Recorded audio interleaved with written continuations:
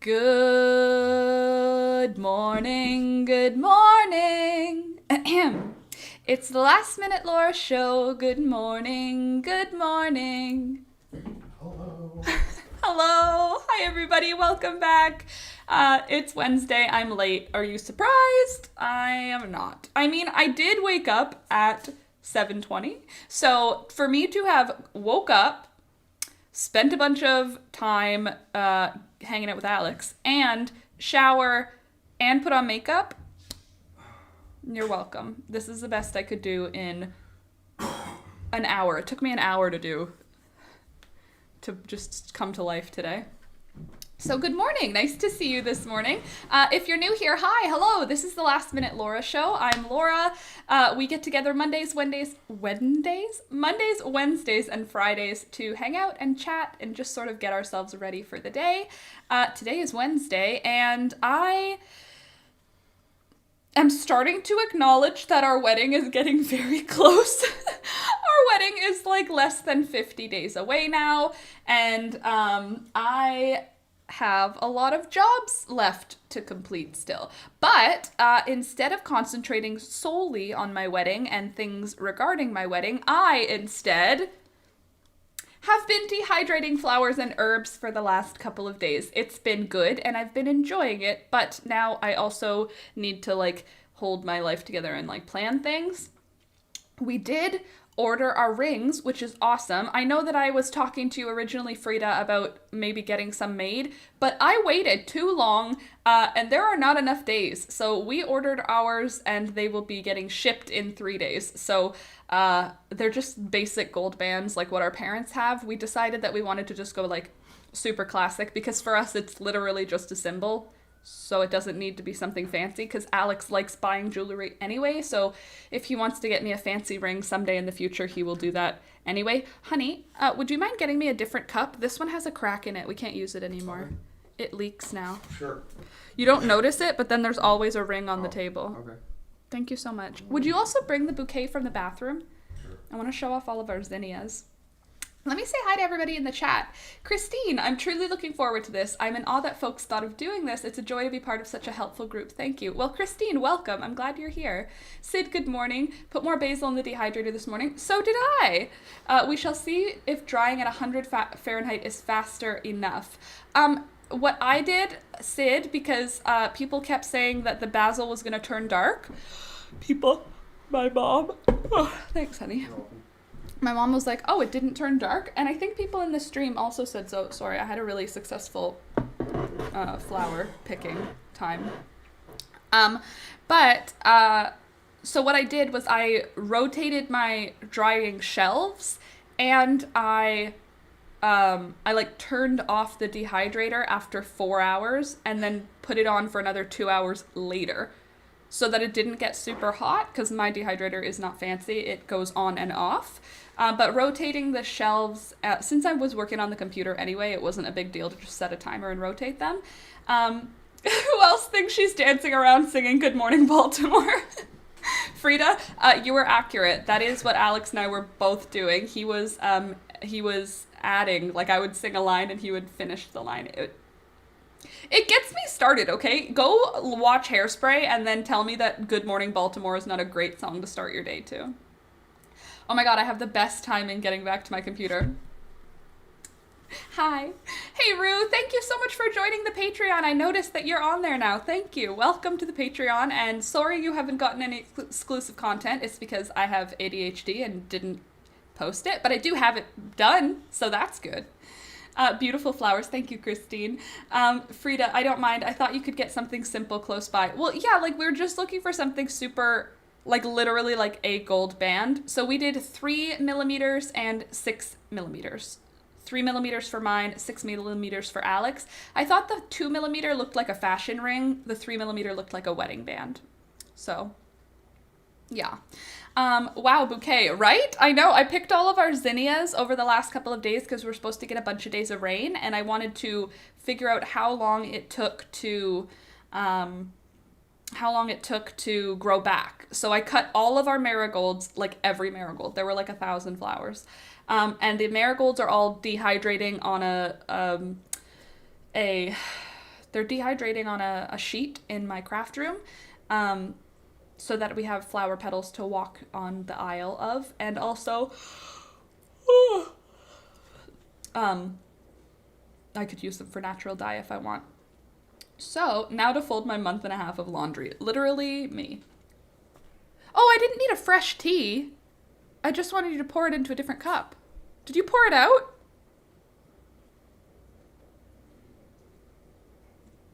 Yep. Why does that make sense? I don't know. Anyway. Okay. Sorry, honey. Thank you for making me another tea. You're welcome. That tea was perfectly fine. It's all good. Are you making you another tea at least? I can. I'm hot already, so It's not that hot out here. What did I fall behind? Good morning from New York. Hey there, Claudia. Hey, Louisa. And Elsie's here. Hi, Elsie. Hi, Maddie. Hi, Mary Grace. Hi, Beauty. And Frida, hello. And did I miss anybody? Rebecca, we're getting rain from Elsa. I don't know what we're getting rain from. I don't think it's from Elsa. I don't think so. If Alex were in the room and he understood the sentence, because he was probably not listening clearly enough, he would have made a Frozen joke. Good morning, everyone. Hey there, Maddie. Sweet Alex. He is a sweet guy, that's for sure. Also, something really exciting has happened. Okay, so first, if you're new here, this is a scatterbrained place. This is just not a place where things are going to stay on one track, so just don't worry about it, but also be acknowledged. So yesterday I spent a huge amount of my day picking herbs because I thought it was going to rain overnight and I wanted to get them all picked before the rain started, because then I'm going to have to wait until they all dry out. So I picked all of the calendula. Calendula is pretty magical. Hey there, Barb. Calendula is pretty magical. I picked all of it in the morning yesterday, put it in the dehydrator, dehydrated it, went out again at like 10 in the morning, and there were new blooms, so I picked them. And then in the evening, there was a whole new flush of blooms already, like 10 or 12 additional flowers. So I picked so much calendula. I haven't even dried out the remainder. I have a couple of zinnias I haven't taken out of here. I'm also just picking zinnias to see how that goes for drying. But yeah, I picked a whole other group of calendula to go into the dehydrator, but, whoa, there. My calendula is now dehydrated and beautiful, crispy. I decided that I'm not going to pull off the green. You picked my flowers, must open more. Yeah, and that's great. I'm happy about that. So I picked actually all of the zinnias in the garden that were ready to pick. Like if they were not quite open, I left them. But I picked all of the zinnias that were blooming, and we've got bouquets all over the house just like this. I did put a couple calendula in there just because they're pretty. But our snapdragons have bloomed. The reason the snapdragons are flaccid is because the water in the cup ran out overnight. But we've got geraniums, tons of zinnias, lots of fuchsia. Our zinnias are majority pink and fuchsia, so I'm totally happy with that because that's what I would like. I love those kind of floral herbs. They're so rewarding. Yeah, they're super fun, and the color is amazing. So I'm going to just fill this jar up with calendula over the next, probably not that long, and then I'll need a different jar. My parents actually sent me home with some jars. I asked if I could borrow a case of jars to give back to them, and my dad was like, I have a lot of jars, here they are. You picked my flowers, right? We like to jump around, us with the scattered brain, yes. Now we won't get Elsa up this way till it comes up the coast, if it even does. Oh. I don't know things. Thank you. You're welcome. So calendula, really happy to have that dry and finished. Also, look at all this basil. That's what we put in the jar on Monday. I haven't crushed it yet because I feel like I want to have a jar of just full leaves, don't you think? Hey there, Mary Grace. My mom yesterday, she had been dehydrating some tarragon in their shop. They have a separate building from the house with like high roof. It's like a barn, but it's not a barn, you know? Anyway, it's either the shop or the barn, depending on who you talk to. But my mom had like carrots hung upside down and tarragon in huge bundles hung upside down. And she's got garlic up there and onions and stuff. And the carrot, it's the seeds, not actual carrots. It's like a carrot. It looks like a Queen Anne's lace plant. Anyway, it didn't produce seeds or animals ate them over winter, something along those lines. But the tarragon, she only put it up a couple of weeks ago and it was fully dry. And she was like, my tarragon plant has already fully replaced its leaves, so I don't need it. And so I took it home and it was a full jar of already dried tarragon. So now I have enough tarragon to get me through, honestly, like an ice age. How much tarragon do you even use in a recipe? Like that much? So this will last definitely until next year for us. I don't think I used tarragon at all in the last 2 years to cook. I don't think, unless it was in like a mix of herbs that I already had. So I'm going to start using tarragon. Plus, we're going to be eating a lot more fish and stuff. So that's good. I also did a full little jar of parsley. And wow, parsley stays so green in the dehydrator. Look how green it still is. Is that not so pretty? I just thought it was so happy looking. So I'm going to be doing parsley again as I can. I picked, this is all the parsley from our garden. So what do you use tarragon in? I think tarragon's for fish. Like whenever you use tarragon, the thing you're supposed to eat it with is also a thing that goes with white wine. You know what I mean? Like chicken and fish and tarragon. But parsley, I like it fresh, but I figured I can probably use it dry. I've been like so basic with my cooking. In the last 2 years, I don't think I've used any other herbs than basil, rosemary, dill. Honestly, basil, rosemary, dill, I think that's like all that I use. Like in daily cooking, you know what I mean? So I'm adding now. I'm adding to my herb counter, my apothecary. Basically, my goal by the end of summer is to have like a straight up apothecary. Like I want either a wall shelf in the kitchen or dining room, something along the lines of a big area covered in jars. Because I want to be a witch, and that is how you get started. I have parsley on everything. Really? Well, I'll try adding it to stuff to see how it goes. I mean, I like using it fresh, just adding it to recipes, like chopping it in, because it tastes fresh. Like parsley is like cilantro if they took the poison out of cilantro. That's how I feel about it. Like parsley gives me the same fresh vibe that cilantro does, but without the complete takeover of flavors. Like, I don't think cilantro is actually the worst thing. It's okay in some very specific foods. Like when we get pho, like Vietnamese soup, pho, whatever, it has cilantro in it, and it's right. It's correct to have cilantro in it. It tastes correct. But if you just add cilantro to something, it really takes over any other flavor. It's like if you add carrots to a salad. Now your salad just tastes like carrots. So I didn't grow cilantro because the time that I would ever need to use it, I never need to. It's when I'm buying pho that it comes in a recipe. I don't put it in things. Because again, it makes every single thing in the recipe taste only like cilantro. So no, thank you. Sid and Fritos. Cilantro. Ew. Hey there, Dina. Good morning. No worry. I started late because reasons. So there we go. Go figure. East Asian cooking knows how to use the herb properly. Yeah. Basically. There's another thing that cilantro's okay in. Spring rolls. Like, not the kind that are fried, the kind in rice paper. Those ones are good with cilantro, you know? I miss cilantro. Here it tastes less. Here is tasteless. Well, maybe grow it, Louisa, if you have space in a garden or maybe a window box. It's an herb, so it could be pretty easy to grow.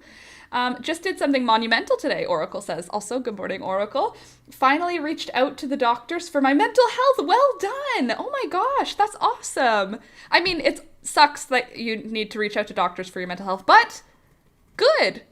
I was actually just talking to Alex about that yesterday, Oracle. I was saying prior to the wedding, we should probably book a therapy because we haven't been in a couple of months because we've been doing really well. And also the pandemic makes therapy like not great.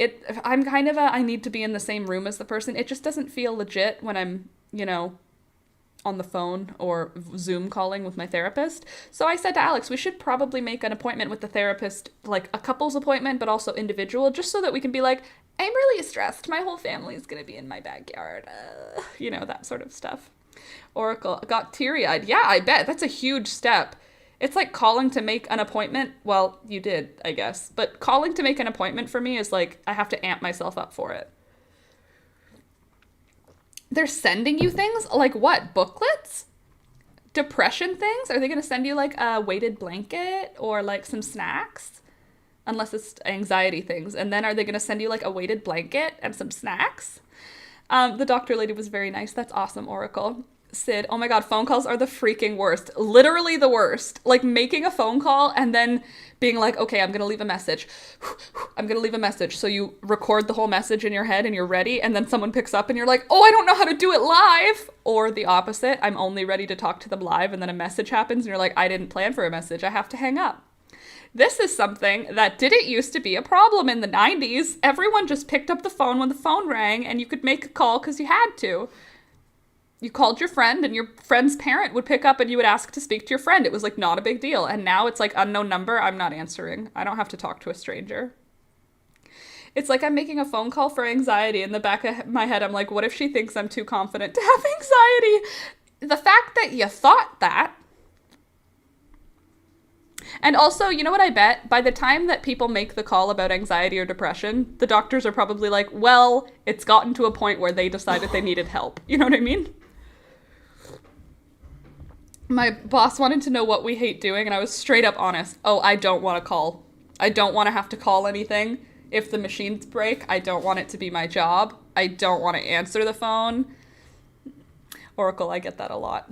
Yeah, am I too healthy? Do I look too healthy? Right? Like when you're going to a doctor's appointment because you feel sick, but you showered that day because you had something else to do. And then it's like, well, I can't put on makeup or else they'll think I'm too healthy because, you know what I mean? You know what I mean.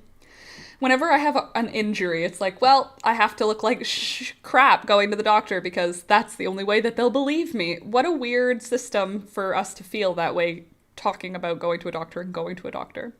Super healthy, super organized. I'm too normal. Yeah, I look too normal. They won't believe me. I look too normal. I look happy. How will they believe that I'm actually depressed? Luckily, though, if you talk to your doctor, they've talked to so many people who are anxious and depressed that if you're like, I'm having a really hard time and I don't understand what's going on, my doctor basically, she was the one who told me I was depressed. I was talking to her and being like, I don't know why. I've been taking my iron, but I still feel tired all the time and I don't know what's going on. And I don't know what else, like, I can be. Everything's fine. And she like straight up like put her hand on my knee and she was like, honey, you're depressed. And I was like, I don't think so. It was like another 4 months after that appointment that I went back to her and I was like, I'm depressed. But she called it out in me first. She was like, honey, you're depressed. And I was like, I don't think so. I think I'm just like overweight and sad. It's fine. I put my mask and look happy and normal. Exactly, Frida. A lot of people with autism do that. They have a mask for in public. It's this. Alex has one. It's always when we're with any people, he just puts his mask on. And he doesn't look scared. He doesn't look shy. He just looks mildly dissociated, but pleasant. And for that, people say things like, he's shy.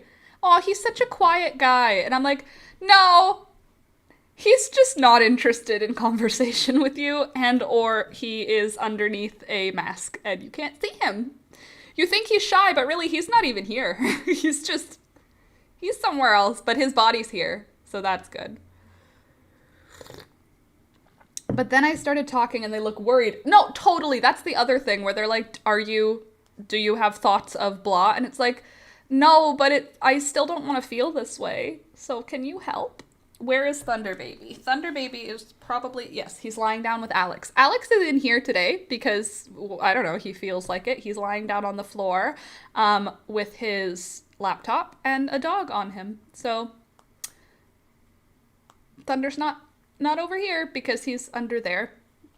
Alex, I'm with you. Because I've been that big word or had self-thoughts. Yeah, that's frustrating. I had to be honest about the big one, Frida. You definitely have to be honest. Mildly dissociated. Yup, that's exactly it, though. Yeah, because if he's not mildly dissociated, he could get anxious, and that's not fun.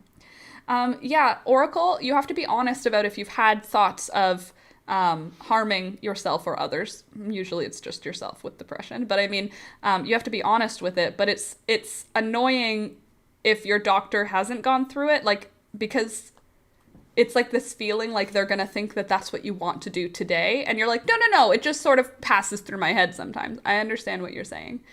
I hate being asked that because, like, always, but then they get freaked out and I have to explain no plans, no actionable things. It's like, no, I'm not going to, but of course, every time I'm driving, my brain goes, but what if, you know? Like, I don't want to, it's intrusive. It's not the same thing. But good thing for being honest, Oracle. That's important. I've been that big word or had self-thought. Yeah, totally.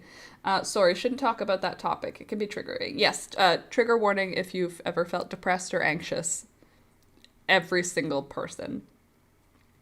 I hate being asked because... Oh, yeah, totally, Sid. So, do you guys want to see some stuff growing in my garden right now? Also, by the way, if you're here, don't forget to click the like button. It lets YouTube know that this is a good thing, and that's good, and I would appreciate if you could click the like button. My doctor was so blunt and almost dismissive of my depression. Luckily, I've had lots of support from friends and family. Really? My doctor was, like, way supportive of it. I think my doctor might like prescribing drugs, but in addition, they're a psychologist or a psychiatrist. My family doctor is also one of the two.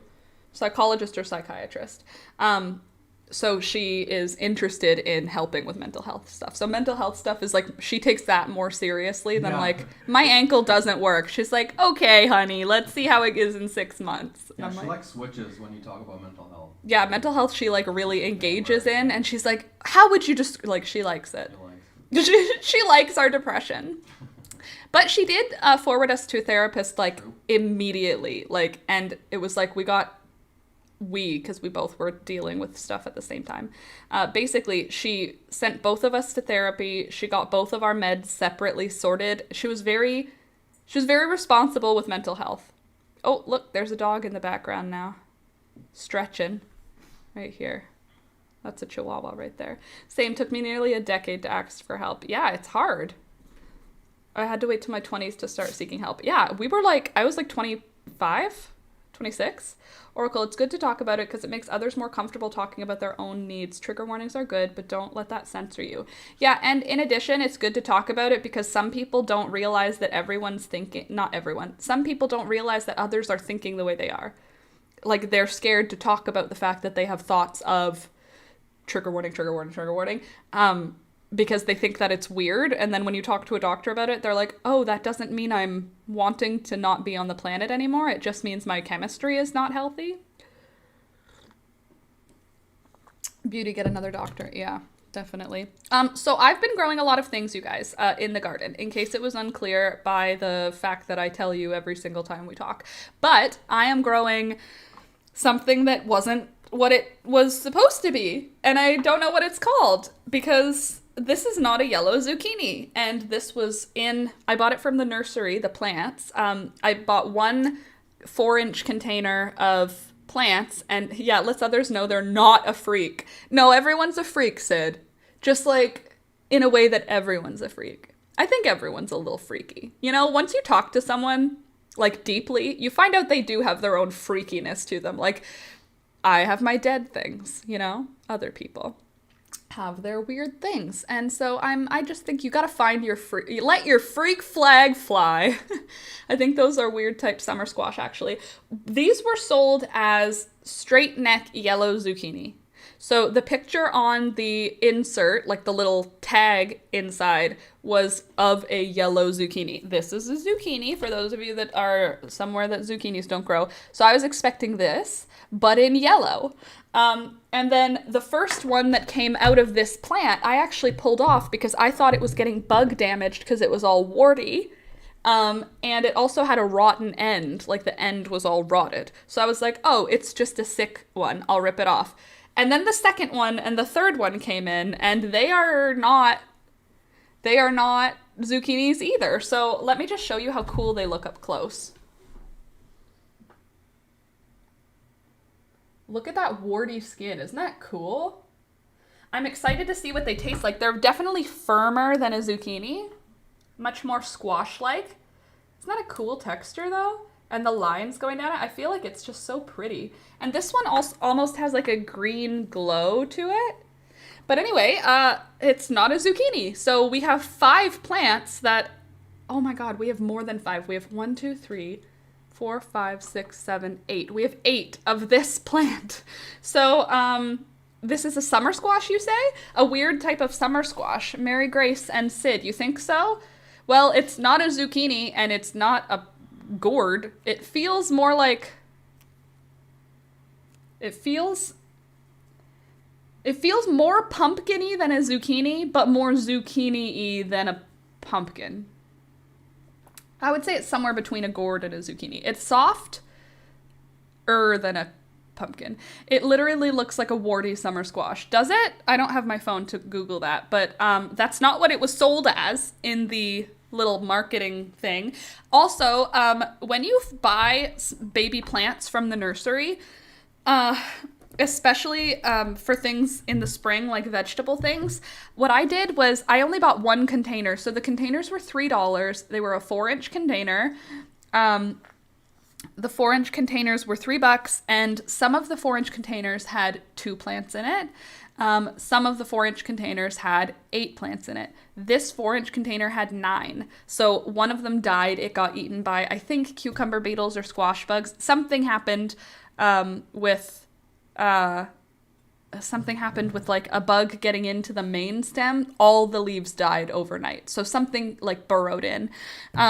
So we lost 1, but we still have 8 plants, and they're all covered in small squashes now. So we are going to be mostly eating squash probably for the next few years, months, days. I don't know how long they're going to last. But yeah, I'm now a gardener. We got 3 zucchinis yesterday. I want to take a drink, but I keep wanting to show you these things. We got 3 zucchinis. A couple of them, I picked them small because I thought we were getting rain overnight. So yes, those striped cucumber bugs, I hate those things.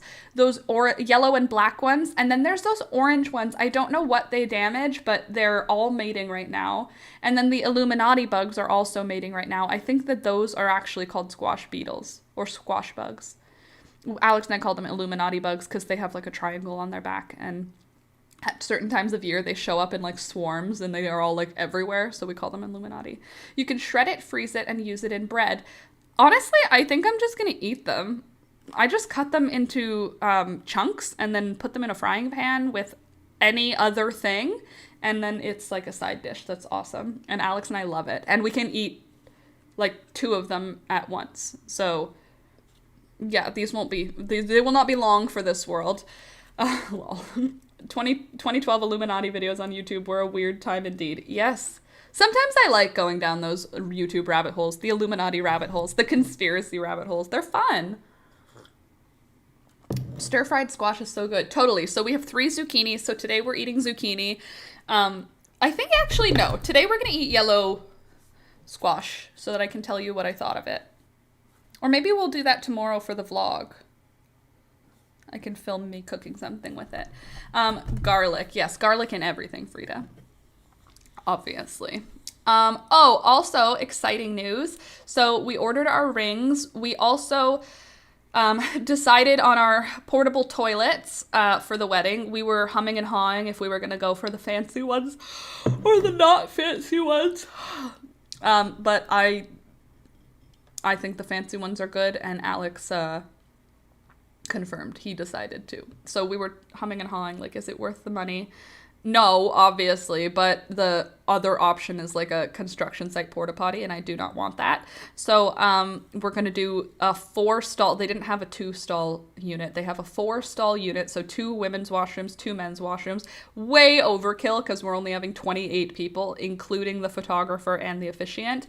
Oh, my little sister is also a powerhouse wedding planner. As soon as she found out that I don't know what I'm doing at all, she emailed caterers, an officiant. She basically like emailed all of the people we need to have contacted by now, and she found an officiant. She found 3 caterers for us to choose from. Literally, it's like I have a wedding planner now, which is amazing because she's like happy to do it. I mean, either she's faking her like excitement to help so that I don't feel nervous about asking for help, or she's actually excited to help. I'm hoping it's that, and my anxiety is just telling me that she doesn't want to help, but she knows that I won't do it myself. But I won't do it myself. I wouldn't have gotten the invitations out if she hadn't helped me. So, yeah. Do they not have a 2-toilet unisex thing? No, they have a 2-toilet men's and women's thing. Like they have they have signs on them. Obviously we could cover it and just make it toilet, but the men's toilet is like 1 toilet and a urinal, and then the women's toilet is like a toilet in the 2 unit. But the 4 unit, they didn't have any of the 2 units available, so we had to go either 4 unit or 1 unit, and the 1 unit one is like what's at a construction site, so I didn't want to do that. The 4 unit one, it's like you go upstairs and there's a sink and there's 2 stalls. It's like a little public washroom basically. But because it's a fancy one, it's all white porcelain and brick, or not brick, tile inside. It's like they made it look like a bathroom, so that they could charge you twice as much. So join my Patreon to cover the costs of my portable toilet for my wedding. Love you. My sister is like that, getting things done. She's helping me clean my sewing room tomorrow. Yeah, she was the one who showed me how to organize my my crafts. She was like, this is the things you need to do. She gave me like an itemized list of the steps I needed to take, and look, all my craft stuff is not in this room now. It's all in shelves in my craft room, which is awesome. Sid, oh my god, I did chores all day yesterday, 8:30 to 5:30. That's a full day, a full work day, and then sewing till like 9. Oh my god, my legs are so sore from going up and down the stairs, totally, and like bending forward and picking up. I think it's worth it to have clean bathrooms for your guests if ever something was truly important. Well, like, this is what I'm thinking, right? I don't want people coming in and out of my house. Like, obviously, if there was like a first aid emergency or something, fine, but I don't want people going in and out of my house. Like, I already am having the wedding at my house, so I don't want people coming into my house. Obviously, my mom can go in and out to get things in the fridge, like if like the cake, my mom will be making the cake for our wedding. She can go in and out of the house to pick up things. My little sister and my older, like, I can go in and out. Alex can go in and out. I don't want it to be a thing for people to be coming in and out. People are gonna make a mess. And I know we'll have the house clean in case people need to come in for some weird reason, but I don't want them in my house. So I want fully functional bathrooms that work for all the needs you would need a bathroom for, so that I don't have to have people come in. I would really appreciate nice toilets. Frida, same. I would, if I'm going to a wedding where I'm dressed nice, I would like to be able to kind of like have a nice toilet. Your jar shelf is lovely, by the way. Thank you. Do you see how they're all clean and empty? Eventually they won't be there because that is a bright spot and I have to store my jars in a not bright spot. But the jars, when they're empty, they can stay there. So thank you. My excuse to change my room more often is to do it when I change my bedding. So once a week? Oh my god, you change your room that often? That's like a no from me. I change our room so infrequently because we use our bedroom for like literally 1-2 activities. You know what I mean? So not a whole thing.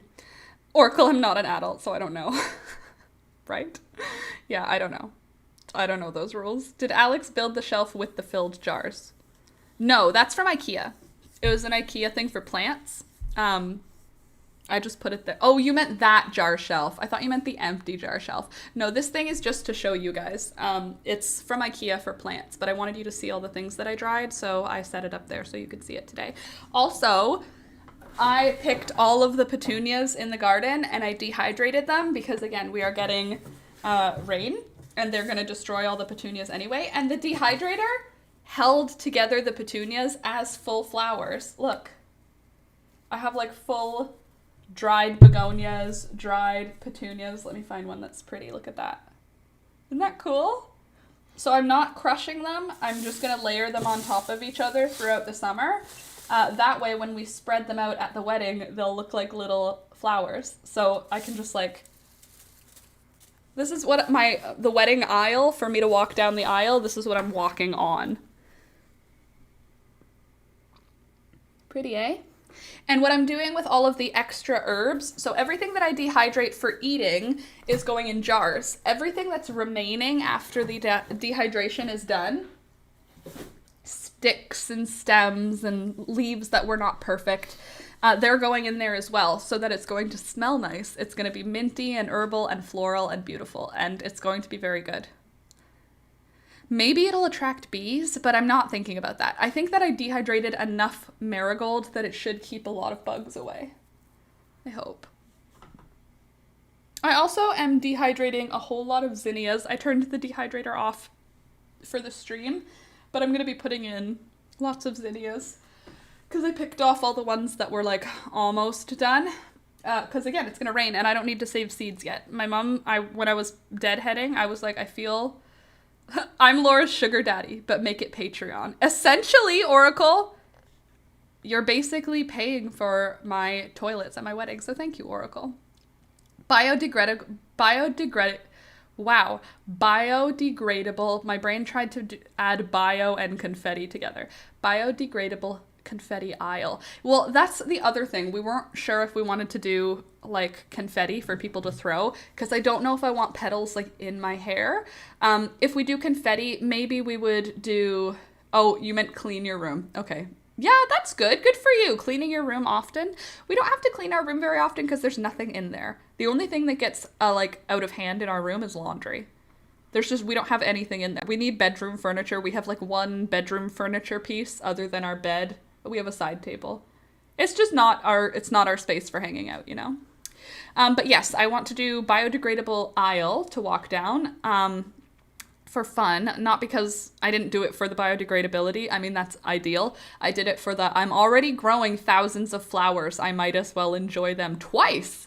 I get to enjoy them while they're blooming and I get to enjoy them dried. Also, this entire orange bouquet back here is all nasturtium flowers. They last in water. Who knew? They feel like a flower that should wilt immediately, but they last in water for a couple of days. Will there be a sign on the back of the toilet doors? This toilet, thanks to Patreon people. Oh my gosh, that would be really funny. I actually like that idea. But also there's going to be signs on the toilet doors that are drinking and driving prevention. My sister and I were trying to decide where we can put them. Bathroom is a good spot. So we're going to put on the bathroom doors, drinking and driving, a note that says no, and then also ways to get home so that people will not drink and drive because I don't want to be worrying about that in addition. Because it's your responsibility if you're throwing an event to make sure that nobody is doing illegals. So if you're doing drugs at my wedding or if you're drinking at my wedding, you're not driving. You better not. So that's good. Oh, also today I'm drying all of my Thai basil. I picked it all. Talk to Angela. Who's Angela? Hello, Angela. Who are you? Who's Angela? Frida. But anyway, so bathrooms are more or less done. I just have to email the company back one more time to confirm. But holy moly, it's like $300 to order like a porta potty from like portable porta potty, just a basic construction site one. It's like $2,000 to order a bathroom. So they know that it's for a wedding, even though I didn't say it was for a wedding because I'm not getting wedding taxed. Thank you very much. I'm having a backyard wedding. I'm not letting you charge me 8 times the price because it's a wedding. So I just said it was a family party at the end of summer. Which it is. It's a family party. It's at the end of summer. It didn't say it was a wedding. And it still is $2,000, so. I mean, they have to empty it after, so, and they have to deliver it. I just mean the increase from one to the other. It's not the price is the price. They can charge whatever they want, right? But $300 for a construction site porta potty, $2,000 for the wedding porta potty. That's what I felt like when I was reading it. You ask for Angela. What? That's what you say to a bartender at a bar if you need help getting away from someone. Oh. I didn't know that. Well, we are only having 28 people, and most of them are old people because they're my family. So I doubt we're going to need to talk to Angela. And if we do, there's like a whole other problem. I'm going to be the Angela who's going to be coming flipping tables. Nobody's acting inappropriate at my wedding. I mean, the wedding price hike is bogus, but other people's poo. Yeah. Well, I mean, how many people are going to be pooping at my wedding? Probably not that many, you know? Have to go for a bit. Bye, everyone. Bye, Rue. Have a good rest of your time, and we'll see you later. So, it was a joke. It failed. That's okay. I am not someone who gets jokes usually quickly, so there's that. Oh, I also ordered all of the things for our wedding favors. Do you want to see? I designed our wedding favors. Also, Sid, check this out. I opened a new bullet journal. I didn't need to open a new bullet journal, but I decided I want a wedding bullet journal because now we're in the home stretch of the wedding. And I have so many like wedding specific spreads that I needed to make. So yes, Sid and I have the same bullet journal. Is this not the prettiest thing? Blue agate. And it's gold. I thought it would just be pretty for a wedding bullet journal. So that's what it is. I have all my wedding tasks listed in here. We match! It's so pretty. Oh my god, the paper quality is really good too. Because this was like half the price of a bullet journal, like the Luch Term 1917 or 1918. Whatever the year is. The bullet journal, the one that the bullet journal is. Oh, I have to take my pills, 1 sec. I'm almost done my tea, so I need to take them first.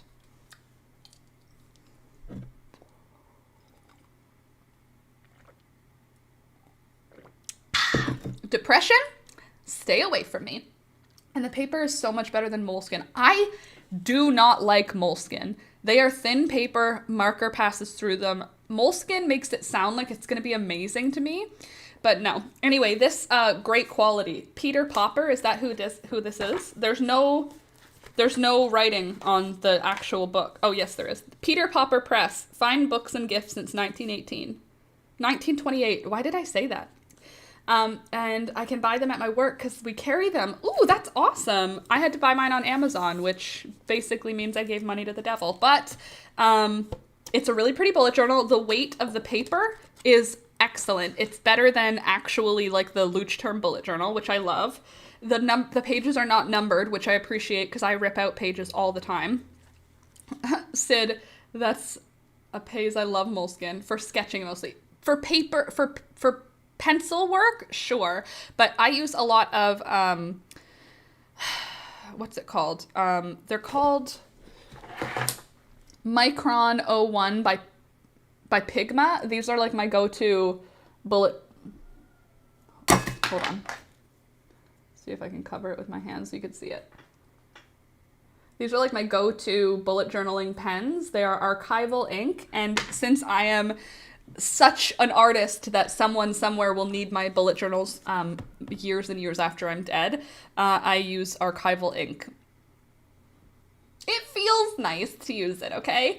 That's where I got mine. I was stickering them when the order came in, and I was like, I need one of these. Well, as soon as I saw that the gold was actually like shiny, I know you can't tell because, well, maybe you can up close. See? It's like so pretty. When I saw that it was shiny, I was like, I deserve a shiny bullet journal. Anyway, I designed our wedding favors. We could see it when you held it up. Oh, okay, cool. I designed our wedding favors, and then I ordered all the ingredients for them. So, I just have to cover the date. I don't know when I'm supposed to tell you the actual date, but I don't know if it's a secret. Like, I don't know if it's supposed to be a secret, so, I don't know. Anyway, what we're doing is little green envelopes. They're linen paper. And then there's a label on the front that says Laura and Alex's wedding flowers. Obviously not in my handwriting. It's a stamp. And then this is a sticker that says L&A. I already had those stickers made for the wedding invitation, so we have them already. But little linen envelopes that say Laura and Alex's wedding flowers. And then... Sorry. I'm just covering that whole thing. And then they will have a little thank you for celebrating with us floral tag with a ribbon wrapped around it. And behind the thank you for celebrating with us, it's a little marker for your plants, like a little bamboo seed marker. So they're going to be little seed packs with the flowers, seeds from our wedding flowers. So the zinnias and some of the other flowers that we're growing for the wedding, I'm just going to collect the seeds throughout the summer. And I ordered all of the ingredients for those, so we are going to have seed packets that say, thank you for celebrating with us, what the seeds are, Laura and Alex's wedding flowers, and it'll just be a seed packet for the wedding. I think that that's a good favor. And it's like $3 or $4 per person, and that's what a wedding favor is supposed to be. Oh my god, like what the heck with they're supposed to cost this much, everything's supposed to cost this much. And I'm like, I'm trying to get this wedding done for like under $5,000, so let's see if we can do that. I don't think we're gonna because of the toilets, but without the toilets, I think we'll be under $5,000. I really hope we will. I started writing down how much we've spent already. Lovely gift bag idea, thank you. I ordered Plant-Based Brides, Archer, and Olive collabs, so I'll be trying one of their 160 GSM at one point in the future. What is this? Is this 180 GSM or is it 80 GSM? I don't know those things. Does it say? It doesn't say. The weight of the paper. Today, still family owned and operated. Peter Popper Press. Aw, they have a press that's been going since 1928. Can you imagine having a printing press in 1928, knowing that 100 years later your family was still going to be printing at it?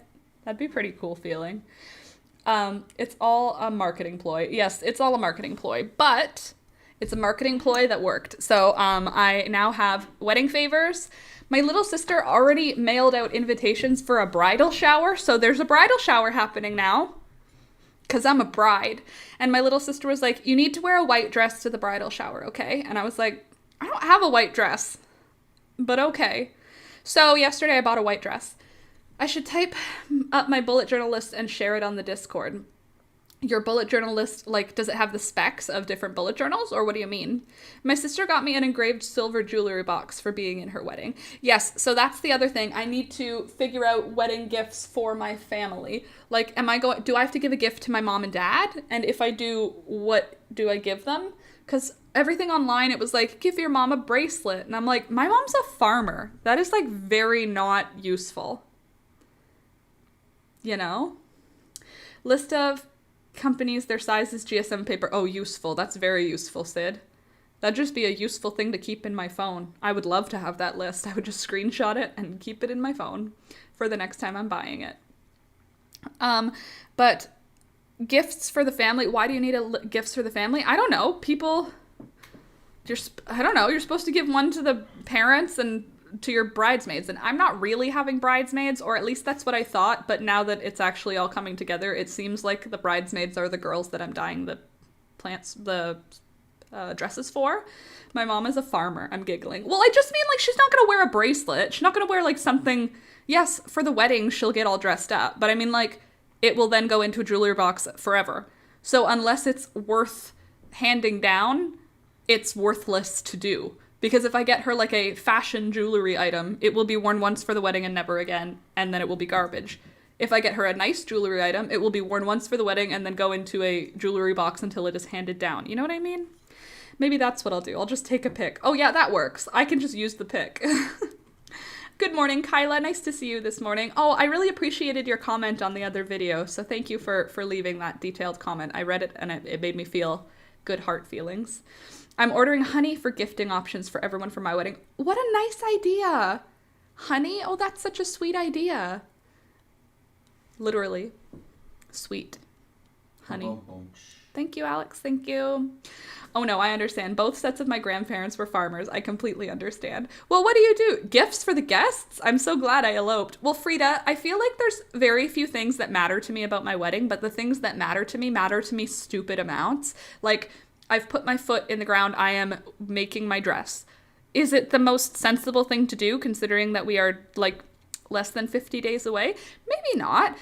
Considering I haven't booked a caterer yet, or, anything. I haven't booked anything. I don't know how much alcohol we're gonna need. Alex was like, I set aside a budget for $3,000 for alcohol. And I was like, we're having 30 people, my dude. And he was like, yeah, I figure when you go to the bar, it's like $100. And I'm like, if you drink $100 worth of alcohol in a night, you die. No, you don't. Not at a bar, but that's because every drink at a bar is $10. Yep. So you get a few drinks. Whereas in real life, he's putting bar prices on our wedding. And I'm like, our wedding's a backyard party with 26 people and a photographer and an officiant. So we have to feed the officiant and the photographer, but I don't need to drink. They shouldn't drink because they're at work. I don't know if that's true. I just don't like the idea of anyone drinking and driving, and I know the officiant and the photographer are not going to be there long term, so I don't want them drinking because I don't want to worry about them driving. I just don't want anyone to be drinking and driving, but I want everyone to party and drink. So I have to figure out how I'm going to figure that out, basically. But I want everyone to be able to drink as much as they want. I don't want to run out of alcohol. I don't want anything like that. You're not paying payroll or bar rent, so that markup isn't there. Literally what I was saying to Alex. He was like, well, that's how I guesstimated the price. I'm like, have you gone to the LCBO? The LCBO is our liquor store here. It's the Liquor Control Board of Ontario. Have you been to the LCBO recently? I was like, we need to buy 2 bottles of wine per table. There are 5 people at each table. That's like the plan. So 5 people at each table. That way we can separate everybody by enough distance if we do 5 per table. 5 people per table, 2 bottles of wine. 1 red, 1 white per table. That's enough for people for wine, I think. I don't think we need like a lot of wine. Wine is for like when you're eating / when speeches are happening. Then we need like liquor, beer, and stuff for dance time. Oh, by the way, my little sister had such a good idea for a dance floor. She said, because I was saying, I think we're just going to use the grass, because originally we were going to build a whole dance floor, but like, we have a flat backyard full of soft grass. And she was like, oh, I've seen something at a boho wedding that I thought was really, really cool. A carpet. A large carpet. And I was like, that's brilliant. It's a dance floor and it's soft on your feet. We can go to a thrift store and spend $30 on a huge area rug, and it lives outside. Like, it just has to live in the garage till the wedding. And then there's a dance floor. I love it. So I think that's what we're going to do. Plus, it'll add a vibe. You know what I mean? What a vibe. So there's a few other things on my list of things I need to buy for the wedding. I've organized things, and you can reuse it later. Exactly, Sid. But there's a bunch of things that we need to buy. I organized my list. I color-coded my list into, let me see, make sure there's nothing private on here. No, there's not. Okay. I organized my list by, I can't see the screen at the same time as holding it up. Buy, make, plan, rent or book, and then week of jobs. So I have all of the different things. Like, I need to buy alcohol, drinks, cups, tablecloths, Alex's suit, disposable cameras, bug spray, cannabis, s'mores ingredients, flip-flops and blankets, vases, tables, plates, cutlery, carpet, ice, sparklers, so things like that. But I want to have prepared cannabis. I don't want loose cannabis, so I'm going to have like either pre-rolls from the dispensary, or I'll make Alex do that. Yeah, it's legal here. Some people don't drink in my group of people. They just smoke pot. So for those people, I want to have them be able to party too. Everyone, I read an article on how fish are becoming addicted because of crystal meth being transferred in the water. What is the world coming to? Yeah, well, isn't like birth control also a problem for the waterways? I feel like any medication that's meant for people, when it ends up in the waterways, not a good idea. you know? I approve. That's all. Thank you. Weed at the wedding. Yes. Well, I just also worry about Alex's anxiety and my anxiety and my family's anxiety. Like, it's a lot. Like, just, it's a lot. And I think it was good at my sister's wedding. So, yep. I know it's legal. I'm just so not used to it. Well, here it's like common, and I know the people coming. So I know who smokes weed. So I know that it would be a pleasant thing to have a little at the bar, a little, you know, like a cigar table, not a cigar table. You know, like think of it like displaying cigars, you know, like a silver platter with like all of the things you need, something like that, something to make it feel classy. Just a reminder, Black and Indigenous people of color are still disproportionately affected by the war on drugs. I have never gotten in trouble for cannabis use or possession, and it's legal in Canada, but be advised that if you are white, you're probably cannabis privileged, like I am. I am cannabis privileged. I do not have I'm just saying, there are people who are still in jail for what I'm going to do for my wedding. You know what I'm saying? I'm going to have cannabis at my wedding, offering it to everyone. Everyone will be well over the age of 21. The youngest person I think is 23, my young cousin. But still, the war on drugs is only racist bull. Yep, period. Yes, exactly. Yes. I'm just saying, I am aware of my privilege in this, that I can make this decision without worrying about anyone being unsafe as a result. I mean, obviously I have to make sure they're not going to drive, but I mean, the police are not going to come and hurt anyone I love because there's cannabis here. So I acknowledge that that is a thing. I acknowledge that it is a privilege that I have. But I'm still going to do it. Just saying. Just a reminder, there are people in jail in Canada and in the States for cannabis, which is insane. Can you imagine going to jail for years for cannabis and then having it be legal? That would make me rage. It does make me rage. Okay. Humidor. What's that? Yeah, don't flush your meds. No matter what your meds are, take them to a hospital or a pharmacy so they can dispose of them properly. A lot of hospitals have med take-back days. Our pharmacy takes back any meds, takes back any expiration things, and takes back any containers. So if you don't like pill containers, first of all, if you have pill containers, our pharmacy will reuse them for you. So if you have a pill container and you bring it in when you're refilling your prescription, they'll fill your container so that you don't need to take home another plastic one. And in addition, they will also, they take them back for recycling. So humidor, a fancy thing you keep cigars on. Oh, thank you, a humidor. What I was thinking was something with a glass cloche on it. I thought that would be pretty, like a big silver platter with a glass cloche. I think that might be pretty. Yep, 5 weeks of clothes. Oh my god, why am I like this? Why can't my brain be nice? Sid, I wish I could show you our bedroom right now. There are 2 full laundry baskets of clean laundry and 2 full laundry baskets of dirty laundry. The dirty laundry's on the floor. The clean baskets are still in baskets. They're definitely wrinkly now. It's fine. It's going to be fine. It's usually a wooden box. Oh, humidor. What a nice name for something. Where I am in the US, they won't reuse the pill bottles. Well, maybe right now they won't do it. I haven't had to do it in a while. Maybe right now because of the pandemic they won't, but the last time I refilled they did. I wish ours would do that. I have a collection of bottles now from my anxiety meds because they won't reuse them, so I guess I use them for beads or something now. I just have a bag that needs to go back to the pharmacy, and I use one of them. I have one of the pill containers that has a use.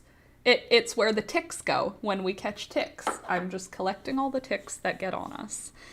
Father-in-law smokes cigars. I don't understand that. Cigars are strange. I reuse pill bottles to hold seeds for the garden.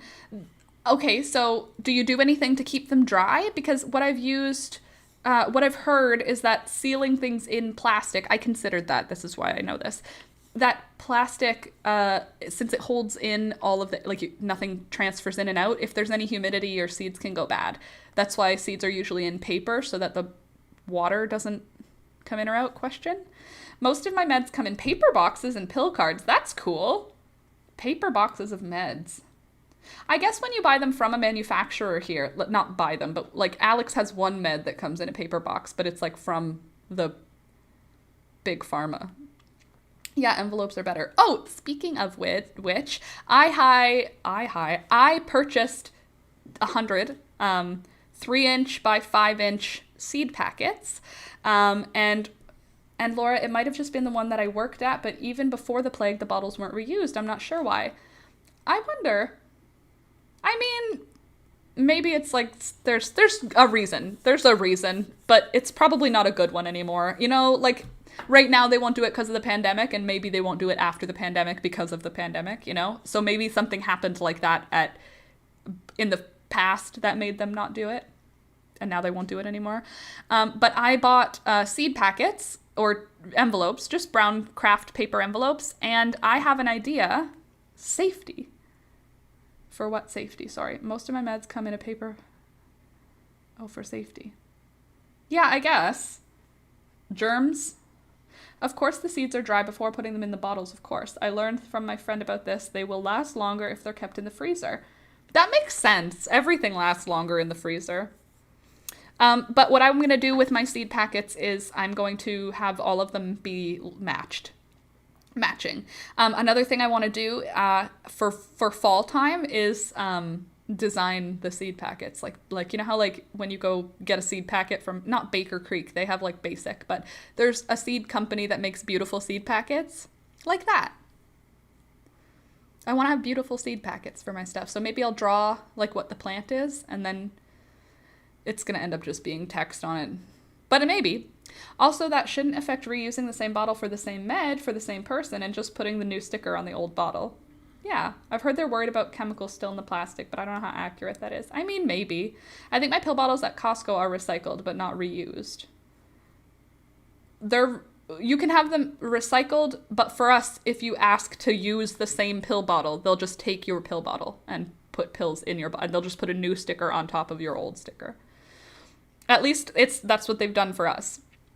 I just asked and they were like, yeah, we can do that. So I don't know if it's like a policy or if I just get a nice pharmacist. For safety, like child safety. I guess children should not be opening pill bottles, though, right? That's why they have that child safety lock on it anyway. But there are still things that I need to figure out, like how much alcohol we need, because I have no idea how much alcohol 26 people can drink. We don't get pill bottles. We get the packet that comes from the factory with a personalized sticker on. Oh, well, here, the pills that come from the factory go to the pharmacist. The pharmacist takes them out and put them into a big container, and then when you come, they take them out of the big container and put them into your container. There's got to be a middleman, guys. There's got to be a middleman. You can't buy your stuff from a manufacturer. There's always. Maybe if drugs ever became fully legalized, if all drugs were legalized and decriminalized, maybe you could buy them from the manufacturer. Yeah, there'll definitely have to be some kind of... But definitely that won't happen, so. Too many people in the prison system that are needed for the slave labor to decriminalize drugs. Just saying. It's bad. It's bad. I'm just saying that's like what it is. I don't agree with it. I'm just saying. Doesn't that sound like a lot of extra work? Yes, but that means that the pharmacist has a job, I guess. I don't know. I'm not a doctor, obviously. But, you know. So, yeah. The outer shell of the seeds protects the seed itself. Med residue has no effect on the growing process. Oh, I wasn't talking about for pills, for seeds. I was talking about for reusing for pills. Yeah, totally. Also, it's illegal to have an unmarked bottle of pills, so they'd have to put a new sticker. That's all. I don't know why they can't use glass bottles that they could sanitize when you come in. Oh, that'd be cool. Glass bottles for your pills make my apothecary dreams come true. Can you imagine if all of our antidepressants were in cute little glass bottles, Alex? We'd be so much more interested in taking them. Thunder, baby! Where are you, Thunder? I saw you walk around. Go lie down. Go. Lie down. Lie down. Go on. No. Not with that. Okay. He's like, I'll lie down with Alex. Because Alex is on the floor. Well, you still get the boxes from the pharmacy, and they check for you and ask the pertinent questions. Okay, so that's good. Certain meds need an RX because they can harm you super bad if you take it and don't have the issue it's meant to treat. I feel like a lot of them are like that. Like, you wouldn't really want to take a pill that... Like, I shouldn't take a blood pressure medication because what will it do to my body if I don't have a blood pressure issue? You know what I'm saying? You know what I'm saying? Like they do with beer growlers at the fill station. Yeah. Growlers. Is that what that size is called? There's a fill station. Here you have to return the bottles to the brewery and they'll give you new glass bottles, or if they're refilling them. I've not gone to a brewery where they'll refill them. But I'm sure you could. Why wouldn't they? So, yeah, I need to figure out... My parents are lending us chairs. They have Shivari chairs. They purchased a bunch of them for my little sister's wedding, for her bridal shower. And now they rent them out because they bought 50 Shivari chairs. So I'm going to have chairs already, which is awesome. But I still need to purchase... things like cups and plates and cutlery, unless that's what the caterer brings. I don't know, so I have to figure that out. Yeah, that's what we do here. They take the growler back and steam and clean it. I wish the soda industry would go back to that. That'd be awesome. But then people would have to get used to smaller quantities of soda because you're not going to carry around a 2-liter glass bottle. But think about it, like the way that, like if you go to McDonald's and get a large pop, it's like 5 cups of pop. Like, why is that the unit that we use as a large? Like, the large is insane. Yes, you can drink it all, but you shouldn't. That's way too much sugar. Like, when Alex and I get a large Sprite from McDonald's, it's, like, enough for 2 people for, like, it's too much sugar. It's way too much. I have 1-liter glass bottles I use for water. Yeah, 1 liter's fine, but 2 liters is a bit big. Yeah, sadly, with the way recycling is right now, it's less harmful to the environment to use plastic than glass if you plan on throwing it away instead of reusing. Jeez. You can do that here. We have glass bottles, and you can get a crate full, give it back, and get a new one at the grocery stores. Oh, that's cool. Takeout folks should be using a Go Cup anyway. Takeout folks should be using a to-go cup anyway. Yeah, that'd be nice if everyone just had a cup in their car for if they wanted to go somewhere. That's what it is for beer. Maybe you'd consider drinking that much if it was more work. Maybe you'd reconsider drinking that much if it was more work. Yeah, totally.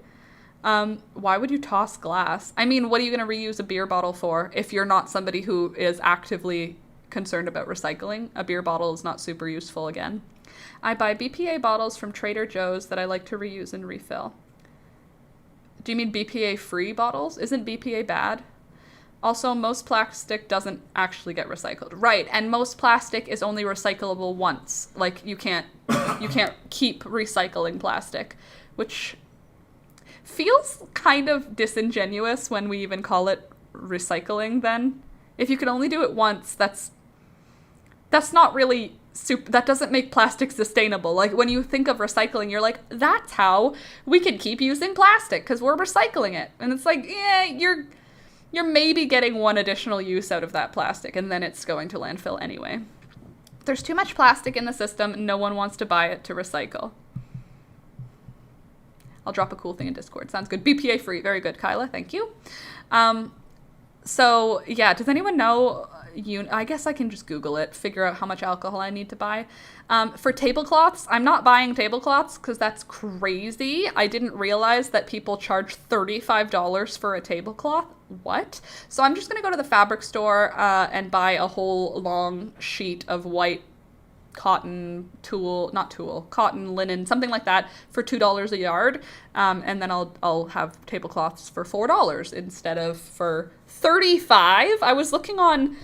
I also did a bridal shower registry. I don't understand how things cost so much. Like, my sister was like, you're supposed to pick out things that are, like, you know, for your home, but they're, like, grown-up things, you know? And I was picking stuff out, like, oh, okay, I'll just pick out some new sheets. Maybe a new duvet cover. At Bed Bath & Beyond, literally everything's $100, and the idea of giving someone a list of things that I want that's $100 each makes me die inside, so I don't like it. Paper tablecloths? Too tacky. I think if we had kids, paper tablecloths might be fun, or if more people were artsy-craftsy, because then we could just, like, make it fun. But it's mostly old people who think a wedding is supposed to look a certain way. Not that I'm going to make my wedding look all that way, but I do want certain things to kind of like flow in a wedding style. I want tablecloths. The plan for me, though, is to get either white or off-white, like cream-colored tablecloth fabric so that I can use it again for something. Skippable tablecloths. Wipe down tables. No. No. I want tablecloths. I want it to look like a fancy event. Since we're using essentially folding tables, I want fancy tablecloths, but I don't want to pay for a $35 tablecloth because I'm not made of money. Who has enough money to buy a $35 piece of fabric to put on top of a table that's meant to get dirty? I don't understand. But I will have tablecloths, and then I'll just reuse them for either eco printing or natural dye, or I'll sew a dress. I'll probably sew a dress because then I can be like, these are made of the tablecloths from my wedding, and that'll be fun, I think. But yeah, it's your fancy event. I mean, there's very few things that need to be fancy for this event, but the things that matter to me, for some reason they matter. I understand the Bridezilla mentality now because there's certain things where I'm like, oh, I'm not willing to compromise. This is the thing that I actually really want. I don't know, like me wearing no shoes. That's something I am unwilling to compromise on. And I have had multiple people be like, you should have wedding shoes. You should buy shoes for your wedding. You can hold on to them forever. I'm like, why do I need it? I hold on to everything forever. I don't need an additional pair of shoes that I don't wear. Like, I have multiple pairs of high heel shoes in my closet that I've not worn in 10 years. Why? So I'm not wearing shoes to my wedding. And I don't care what you say. Family members who have made opinions. I don't care. I'm not wearing shoes. Alex, you're going to have to make sure there's no nuts and bolts on the floor. Yep. I'm not wearing shoes. Why shoes? Shoes, yuck. Well, yeah, I'm already going to be, like, anxious and stressed, and there's going to be a bunch of people around. At least let me touch the floor with my toes, you know? Have the dress. Isn't that enough to remember? Yeah, I know. The dress is already going to be a whole thing. I don't need people looking at my shoes. I want to have people looking at my dress. And plus, I like wearing no shoes. So, also, I might have to wear my ankle braces, and they don't fit over shoes anyway. Natural dye each one a different color, then make a calico dress. Oh, that would be beautiful, Sid. I love that idea. We could do a circle skirt, but we can break the circle into like 10 pieces. I'll be my own Joseph's Amazing Technicolor Dream Coat. It'll be Laura's Amazing Technicolor Dress Coat. Support the barefoot life, Laura. Support. Thank you. Appreciate. So no shoes is one of the things I put my feet down on. Having all of my sisters buy a white cotton or linen dress. I put my feet down on that. I don't know why, because now it seems stupid. Like, I don't care anymore. I'm going to dye them, and it's going to take me time. And I need to somehow make sure they don't shrink, because both of my sisters bought dresses that just fit them. So, also shoes would kind of ruin the fairy vibes. Agreed! Fairies don't wear shoes. Also, the dress literally drags on the floor. It's got a train. You won't see them. Ew, stiff shoes you only wear once. Yeah, I'm not going to break in a pair of white high heels. Also, it's in my backyard on grass. I'm not wearing shoes. I don't know if you heard me yet, but I'm not wearing shoes. I also need to figure out a veil situation. I don't know what I'm going to do for a veil. Makeup and hair, I'm doing that for myself. I don't know what I'm doing for my hair. Realistically, I'm probably going to wash it the morning of, and then by the time the wedding is happening, that's what my hair will look like. I don't think that I'm going to have the mental room to care about a style and like heat style my hair. So I'm imagining it's probably going to be pretty close to this. But I want a veil because veils are pretty. And I want it to be like a whimsical fairy veil, please. I also want to get sparklers so that when it's dark, people can burn sparklers. Love that. I'm going to buy low block shoes. The shoes are also strappy and leather. Oh, cool. If I was having my wedding in a public place, maybe I'd wear shoes. But I'm having it in my backyard in the summer, you know? Right? The folks being called, like, you need shoes are clearly not thinking of logistics of heels on grass. I think they're just thinking of a wedding, and they're like, I picture a bride with gloves and shoes and a veil, and I'm like, it's not gonna be that way. Keeping to tradition is less important than saving my money for useful things like food. Yeah. Plus, for some reason, everything that is wedding, colored, themed vibed is 4 times the price of a regular theme vibe thing. I think your natural hair shape will look nice with the vibe you're going for. I think so. I think maybe it'll curl a little bit more. Like right now when it's wet, it dries to this sort of body, but if it gets wet again in the daytime, it curls. So I just have to wash it and then wet my hair at like lunchtime. And then by 4 o'clock, which is, we're starting around like just before 4:30, I think is when we'll probably start. Also, tradition is only since like the 30s. Yeah, exactly. Tradition. Wedding tradition is just a term. Yeah, it's just a made up thing. Totally. Just like wedding rings or engagement rings. It's a scam. It's all a scam. By De Beers, which is a Canadian company. Thank you, Canada, for scamming us into buying fancy rings. I can't wait to see your wedding photos and videos. Dina, same. I hope the photos turn out nice. I hope we look good. Oh, I'm purple haired again. Over my brown, but the grays and the leftover bleached. Oh, that's cool. So you have purple streaks instead of gray? Yeah, only 90 years. Yeah, it's not... 90 years... Ew. The 30s was 90 years ago? I'm not a fan. De Beers is behind the diamond engagement rings. Yep. And there's the De Beers corporate buildings in Toronto. And nothing is reusable. Like, I want my wedding dress one day and have it be something I can wear again to remember it and not stare at in the closet.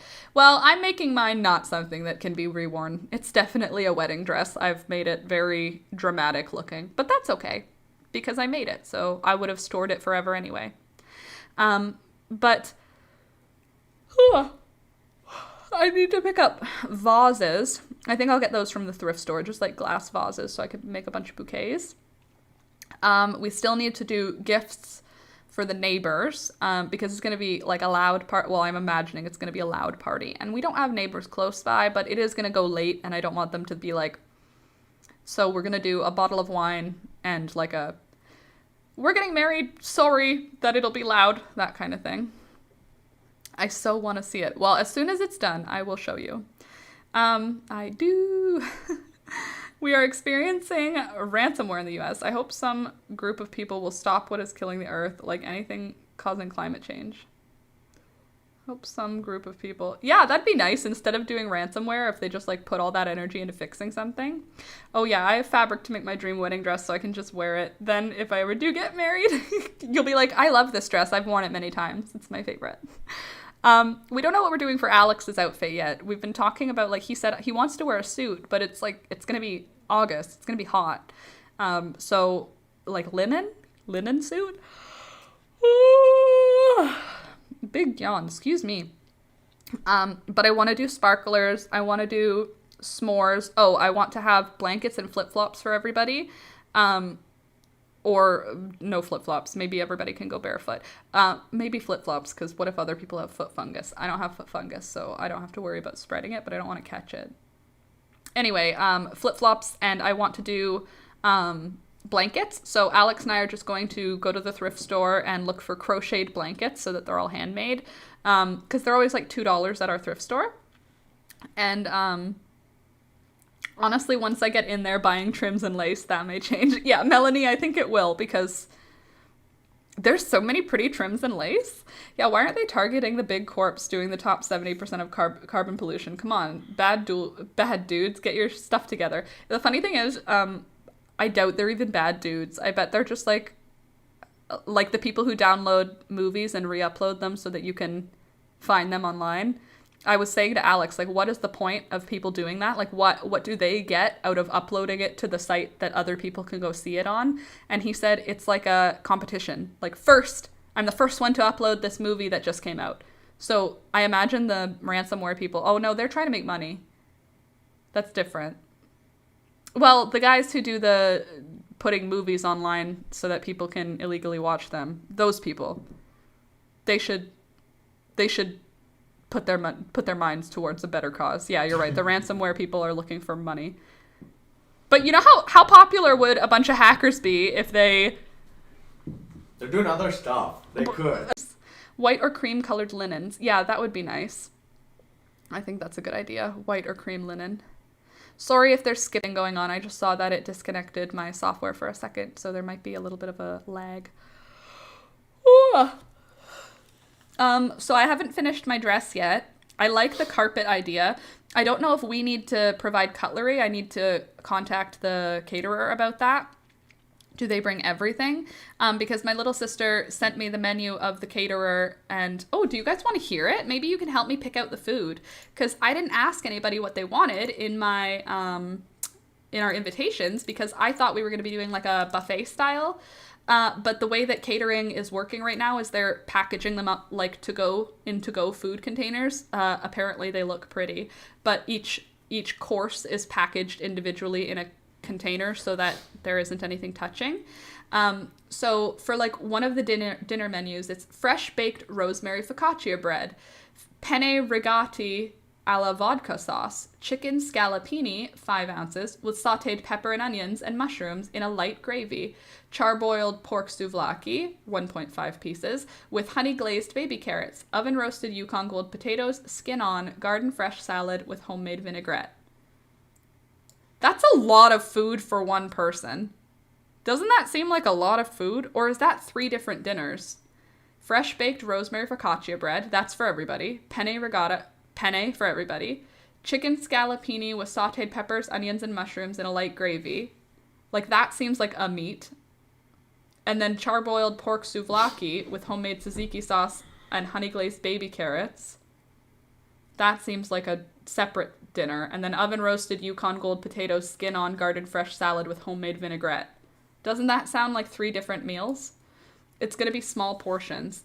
It's all going to be small portions. Do you think it'll be small portions of all 3 of those things? Or do you think I'm supposed to pick each of those as a meal? 1 week of notice is all they need for orders. Literally everything sounds so good. That was just one of the options because there's so many. Sorry, I have to skip food topic. That's all right, Louisa. Sorry. Come back in like 5 minutes because I want to go through this menu, and if food is like triggering to talk about, totally don't watch. But come back in 5 minutes and we should be done talking about food by then. So that was dinner menu 1. Dinner menu 2 is assorted European dinner rolls with butter, mixed vegetable pilaf rice, lightly breaded cubed pork loin tossed with a sweet and sour sauce, breaded city chicken on a stick, steamed green beans, oven roasted Yukon Gold potatoes, skin on, love that, garden fresh salad with homemade vinaigrette. Dinner menu number 3, fresh baked white garlic bread pizza, breaded pork cutlets with mushroom gravy on the side, homemade chicken souvlaki. I love chicken souvlaki. I love Greek food so much. And let me see, sorry. Charbroiled mixed vegetables, zucchini, eggplant, red onions, and mixed peppers, oven roasted Yukon Gold potatoes, Greek salad with feta cheese, and black calamati olives. Sorry, all sauces should be on the side. Picky eaters need to be cared for. I did put on the wedding invitation any mobility, what did I write?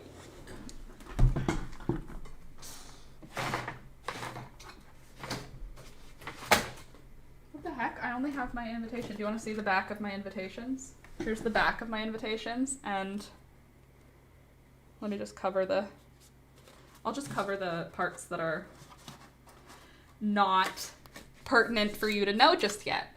This is what our invitation is. It's green linen paper, dark green LML, Laura and Alex.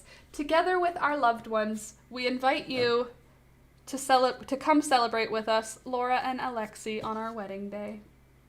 But on the back of the RSVP card, I put, not on the back, on the front of the RSVP card, so it says, please RSVP by sending an email to, and then I put like our email, lauraandalexi@gmail.com. It was our email for our YouTube channel that worked really well. So I put, please include 1, the people who are coming.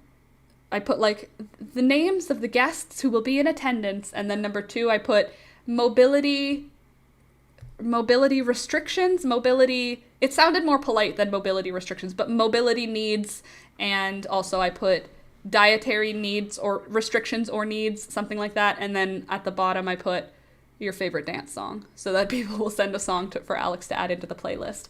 But I did put dietary restrictions or needs, and there's only, again, there are 26 people.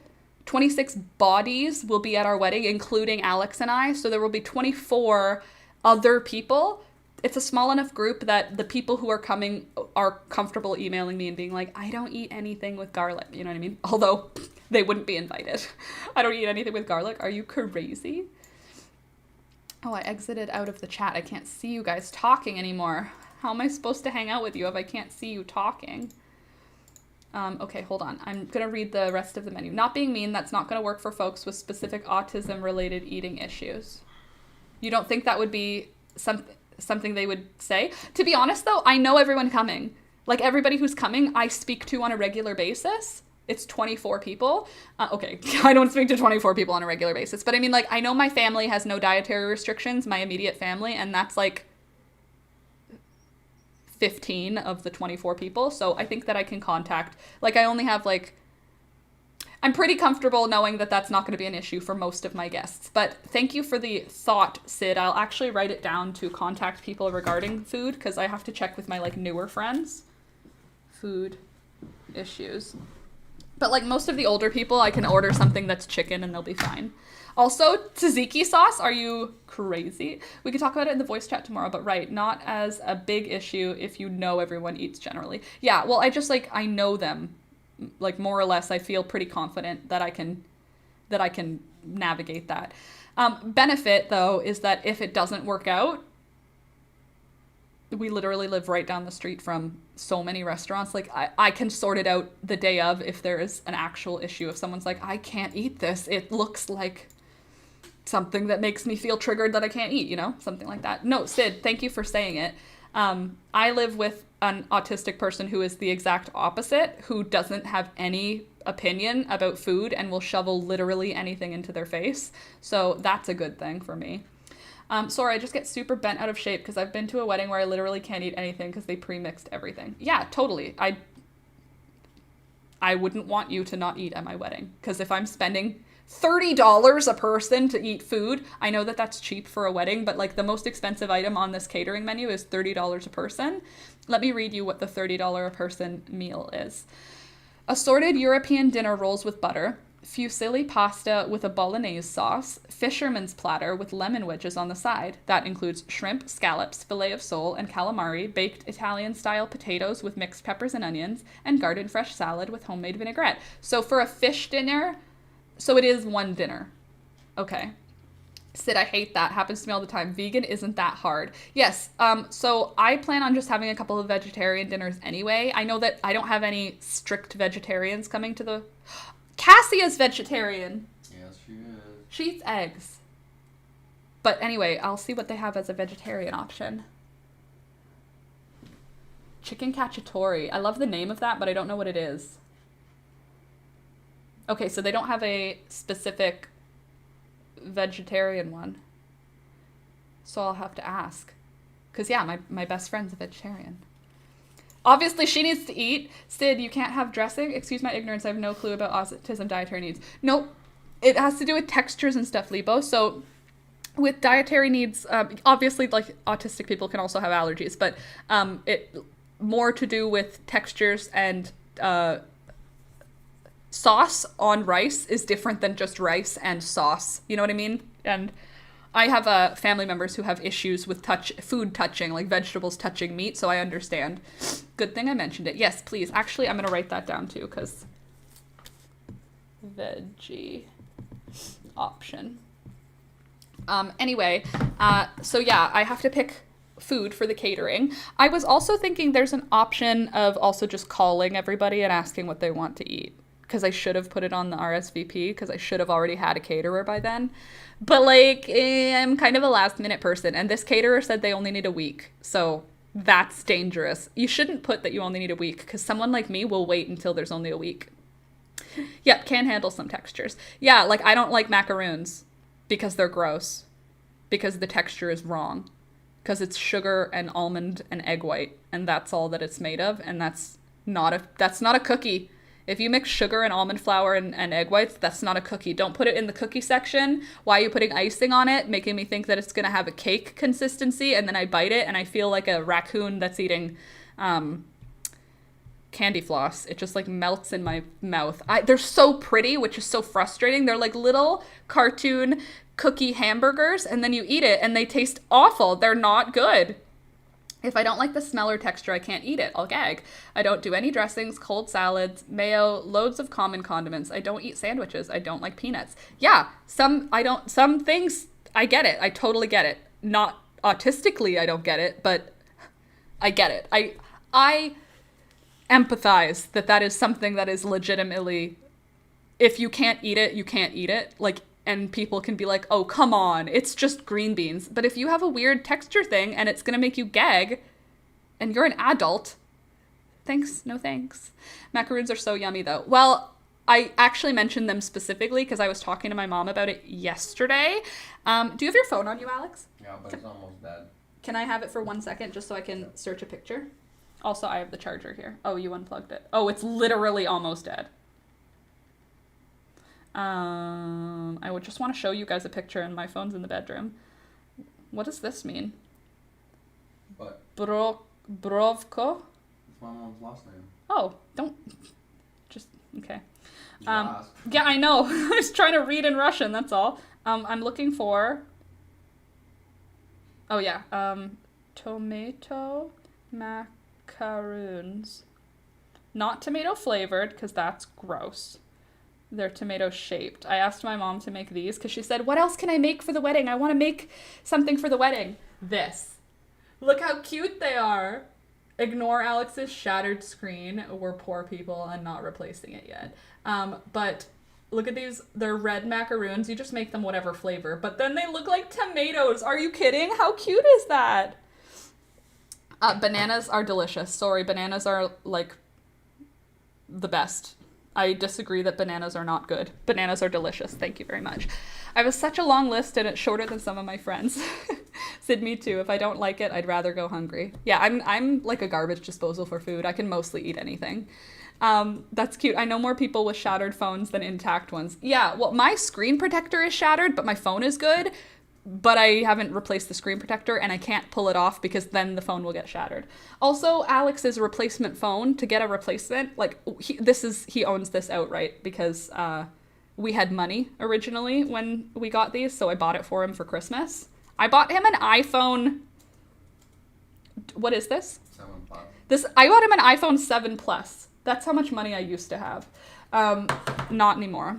It's just the texture of bananas. I love the texture of bananas. Literally mask the texture and I'm fine. Okay, so banana bread, no problem. It's a smoothie and it's delicious. Papayas, bananas, coconut water, and either cinnamon or pumpkin spice. Ooh, that sounds nice. Although papayas here, I can't get papayas that taste good. In Ontario, papayas always taste like bitter water. They're just not a good flavor here. But anyway, my mom asked what she could make for the wedding because she's making the wedding cake. Chocolate. Because it's my wedding and I can say that. I can just say because it's my wedding and people will be like, okay, enjoy your chocolate cake. So my mom's making a chocolate cake, which is great. And I was like, yep. That was the Facebook post that made me finally realize I needed to rethink if I was indeed autistic. My cousin talking about teachers not caring her kids would go hungry versus eat something on their no list. Oh. Then I was like, oh, wait a sec. I'm like that. I've never met a good papaya. Frida, I've met a good papaya in the Dominican Republic. That's the only time I've ever met a good one. Anywhere else, they've not been good. And every time that I've come back from a warm place where there's been good tropical fruit, I regain hope that maybe our Canadian version of tropical fruits will be good. They never will be. Even lemons can't be good here. It's just not the same when you live in Canada. We can't get the good fruit. But healthcare. Anyway, I like papaya. Well, good. So you won't go hungry if we have yucky papaya. Enjoy. You can eat all the yucky papayas in Vermont. No doubt in Vermont, all of them are yucky. With love. Peace and love. Tropical fruits can't be in the north. They just can't. And if they are, they were picked before they were ripe. They're just not going to work out. Also, Alex ate our first tomato yesterday. We get apples. Yeah, Alex can't eat apples. Maybe that's an autistic thing. Because you're not allergic to them. He throws up if he eats apples or pears. Like that unripe pear texture that apples are. He will literally throw up.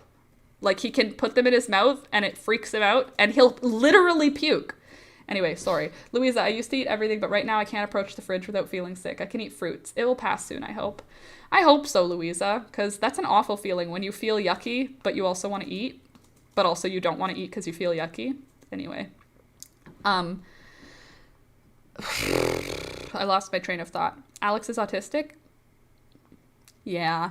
The doctor said he would have been missed because he was from Belarus. So he came from Belarus when he was about 10 or 11 years old, and he didn't speak English. So he was just put as not English as his thing. And then we were going through, we were seeing therapists and psychiatrists because Alex and I were both going through a really difficult time in 2018, 19. Somewhere in that time, we were both having a really hard time. Our parents were both struggling. Both sides, we had family struggles. Both sides, we had our own personal struggles. We were also financially not in a good place. Like, we were just very overwhelmed, and it was manifesting in a way that was different between Alex and I. The way my overwhelm was manifesting was very different than how Alex's was manifesting, and we thought something was really wrong. And basically a psychiatrist, after seeing him multiple times, was like, so I don't really think there's anything out of the ordinary. And I was like, I am not experiencing any of that stuff. How is that not out of the ordinary? And she was like, I'm not done. It's not out of the ordinary for people on the spectrum. When things can get overwhelming, it can fully crash down. Like, the way that a child with autism might have a meltdown, an adult with autism might have a different style of meltdown that is way more, it's overwhelming. Well, it's not way more. I'm sure autistic children melting down have that overwhelm, but an adult meltdown can look different. It doesn't necessarily need to be looking like a meltdown, but it can be a meltdown that messes up stuff internally for a period of time. Like, he needed help. We needed to go to therapy to get him out of that meltdown. It was a shutdown. He had a shutdown. Like, he couldn't be in the presence of people. When we would go out, like, to my parents' house to visit, we would have to take a break from dinner for like an hour to walk around the farm just to get him back to like a baseline that he could manage. So it was not a good time. But basically the doctor said, oh no, there's nothing wrong. Like, you don't have any psychiatric or psychological issue. You would have been put as Asperger's. Now you would have just been put on the spectrum. But since you're an adult, it got missed. Obviously it got missed when you were a child. And like, she had asked him all kinds of questions about things that now we understand are like special interests and meltdowns and shutdowns and all these things that happen to kids with autism. They just happen differently if you've been masking autism your whole life. So the doctor recognized all of the things Alex does to mask it and essentially was like, the way that you act is basically you trying to hide the fact that the way that you're processing it is differently. So when people say, oh, he's so shy and quiet, no, he's just hiding the way it actually is for him. So, yes, Alex would have been put as Asperger's, he would have been called a child with Asperger's if he had grown up in the 90s in Canada, but he grew up in the 80s in Belarus, so he was just a little weird kid, I guess, who was really, really smart at computers. And yeah, so now that we both know that, it allows me to modify the way that I come to him. Like, when I'm upset about something and I just want to yell about what I'm upset about, Alex does not ever have a response, which is like the most frustrating thing, because I'm a fighter. Like, when I'm upset, I want to finish it. I want to put all of the upset out on the table, dissect it, and then let it blow away. Whereas Alex, he keeps it inside of him until it is a fully formed thought, and then he lays it out on the table as a fully formed thought, which is really great. They just don't really work together. So when I'm upset about something and I want feedback on it right away, I flip out, I say, this is frustrating, this needs to change, blah, blah, blah, blah, blah. Alex can't even say, okay, that sounds good. Let's talk about it later. He doesn't verbalize anything when I come with a conflict. He literally will not respond to anything that I say, and then he will leave. And I want to shake him. But now that I understand that that is not him avoiding conflict, it's him processing conflict, coming back later, and then he comes with a full answer, it's still very hard for me to deal with. Every time that there's a conflict, I struggle with the fact that I easily exclaim how I'm feeling. I easily process what's going on the inside and explain it out. Alex needs to hear everything I've said and then go into a private space and translate what he heard and then feel what he feels about it and then think about if the feelings that he feels about it are just his feelings or if they're legitimate thoughts, and then decide on which thoughts are the ones he wants to keep in his head, and then those ones is the ones he shares with me. Which is actually a mature way to process your emotions, if you think about it. Like, he doesn't ever come to me with a mean... he never says something mean to me. He says what he means to me. He wouldn't just be like, yeah, well, you're a slob, so there. If I'm saying, like, it really bugs me that your coffee cups are always on your desk. He wouldn't say, yeah, well, look at your space. He would just later, he'll bring up all the cups and he'll say, yeah, that makes sense. It can bring bugs in. Also, there's fewer mugs in the shelf. And then it's just over. Like, it's that kind of thing. And all those steps is why autistics can get super tired, too. And also why it can be really hard to explain how you're feeling to someone for Alex. It's like, how are you doing? He'll be like, fine. And I'm like, no, like, how are you doing? And he's like, I'm not bad. And I'm like, are you sad? Are you happy? He's like, there's nothing negative right now. I can tell you that. Like, he can describe his emotions as good or bad. He can't really go into, like, trying to have Alex describe, like, grief. Nope. It just isn't, he immediately answers nope. Like, he can do fear, anger, happy. I don't even really know. Sad for Alex is more of overwhelmed, frustrated. There's not really, like, anyway. It doesn't matter. Yes, Alex is on the spectrum, for surezies. Asperger's is also now part of the spectrum. It used to be like Asperger's would be like later what they called, like, I don't know, high functioning autism, whereas now they don't call it that either because high functioning puts a value system on autistic people, but everybody is valuable. I don't know. Alex is literally under the table. Yes, he's literally under the table right now. He's working, he's at work. Anyway, I don't think I could get diagnosed here because too many people literally think you read social cues. You're not autistic. And it's like, no, I've been training my whole life for this. Thanks, though. Yeah, I hope I make a good librarian one day, even with a disability. Kyla, I think you'll be a great librarian. Librarians are great. And needed. And trained professionals that are so underappreciated. Like, think of any... as a child, did you even respect the librarian? No, she was just a person that had to make things quiet. But, like, no, it's like a degree. You need a whole degree to be a librarian. It's not like an entry-level job. I didn't know that. I assumed it was an entry-level job when I was young. And then when I was in university, someone who was in my sociology class was training to be a librarian. And I was like, you're in university to be a librarian? And she was like, yeah, you have to, like, you need a lot of education. And, like, she fully schooled me, and I was like, very good. Her name was Laurel. I remember being like, Laurel? L-O-R-O-L? Laurel? No. L-A-U-R-E-L. Laurel. Never forgot her name because never heard that name before her. And then after her, I was like, Laurel is not an uncommon name or word.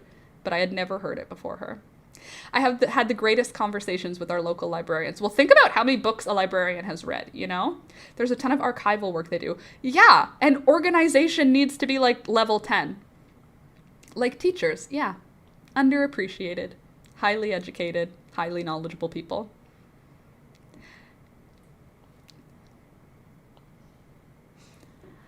Often women. Just saying. Intelligence, women, go hand in hand. One of my aunts is a librarian at a university. That must be cool. Oh, you want to bind books? That's cool. I want to learn to bind books and repair ancient artifacts. Oh, that'd be so cool. And smell all of the old books. Kyla, me too. And booksellers. Totally. Booksellers for sure, because they read for sure. So we built an arbor. It's like a makeshift arbor. It's not great for the wedding. We are going to do something else for the arbor. Like I've put nasturtiums all around the bottom of it. Hopefully they will climb. We have a nasturtium that has started climbing up a fence, which is awesome. I didn't realize it was going to climb so much. Also, the Alaskan dwarf nasturtiums, excuse me, I'm burping this flavor of salmon. By the way, we are out now of our omega-3 pills, which means, Frida, we're going to go find the kelp ones. No more salmon burps for Laura. Anyway, the nasturtium, the dwarf Alaskan nasturtiums, these say that they're great for container gardens because they can be planted in hanging baskets, along walks as a border, or in containers. They vine, though, for real. They're traveling. Like, this has traveled like 4 feet. One plant is now like 4 feet long. Oh my god, now I want to have an IRL hangout and teach you how to do bookbinding. Oh, that would be so fun! We should do a bookbinding thing! Salmon burps. It should be a band name. I laugh, Kyla, at this in my heart because I say that about any 2 words that don't go together. Whenever that happens, whenever 2 words go together that don't sound good together, I'm always like, epic hipster band. Oh, how is the plant that's climbing up the chicken's fence doing? Was it a pea pod plant? Green bean? Mary Grace. So one fence, so there's 3 sides to our fence because the back of the fence is in shade, so there's nothing planted on that side. So 3 sides. On one side, it's green beans, and they are fully grown up the whole fence. They haven't covered the whole fence, but all of the plants are taller than the fence now. Like there's like tendrils that are like falling over the fence now. So the green beans are doing amazing. No beans on them yet. All of the leaves that are inside the chicken fence have been eaten. So when you look at the plants from the inside of the fence, it's like just fence. When you look at it from the outside, it's all leaves. So it's very good. The other side, the other 2 sides of the fence are peas, interspersed with nasturtiums. So the peas aren't doing as well as like my mom's peas do. Whenever my mom grows peas, they grow like 8 feet tall and put out 1,000 peas. Like when you go to her house to pick peas, you could fill like a basket with peas and eat the whole thing. Whereas mine, we probably get like 10 peas a day, maybe 10 peas every other day. Like, it's enough to snack on in the garden. It's not enough to be like for preserving or for... Bless you. Bless you. Thank you. It's not enough to like eat. Would you ever try loofah to grow? So yes, my mom actually got seeds for loofah this year from a friend, but she didn't grow them because by the time she got the seeds, it was way too late.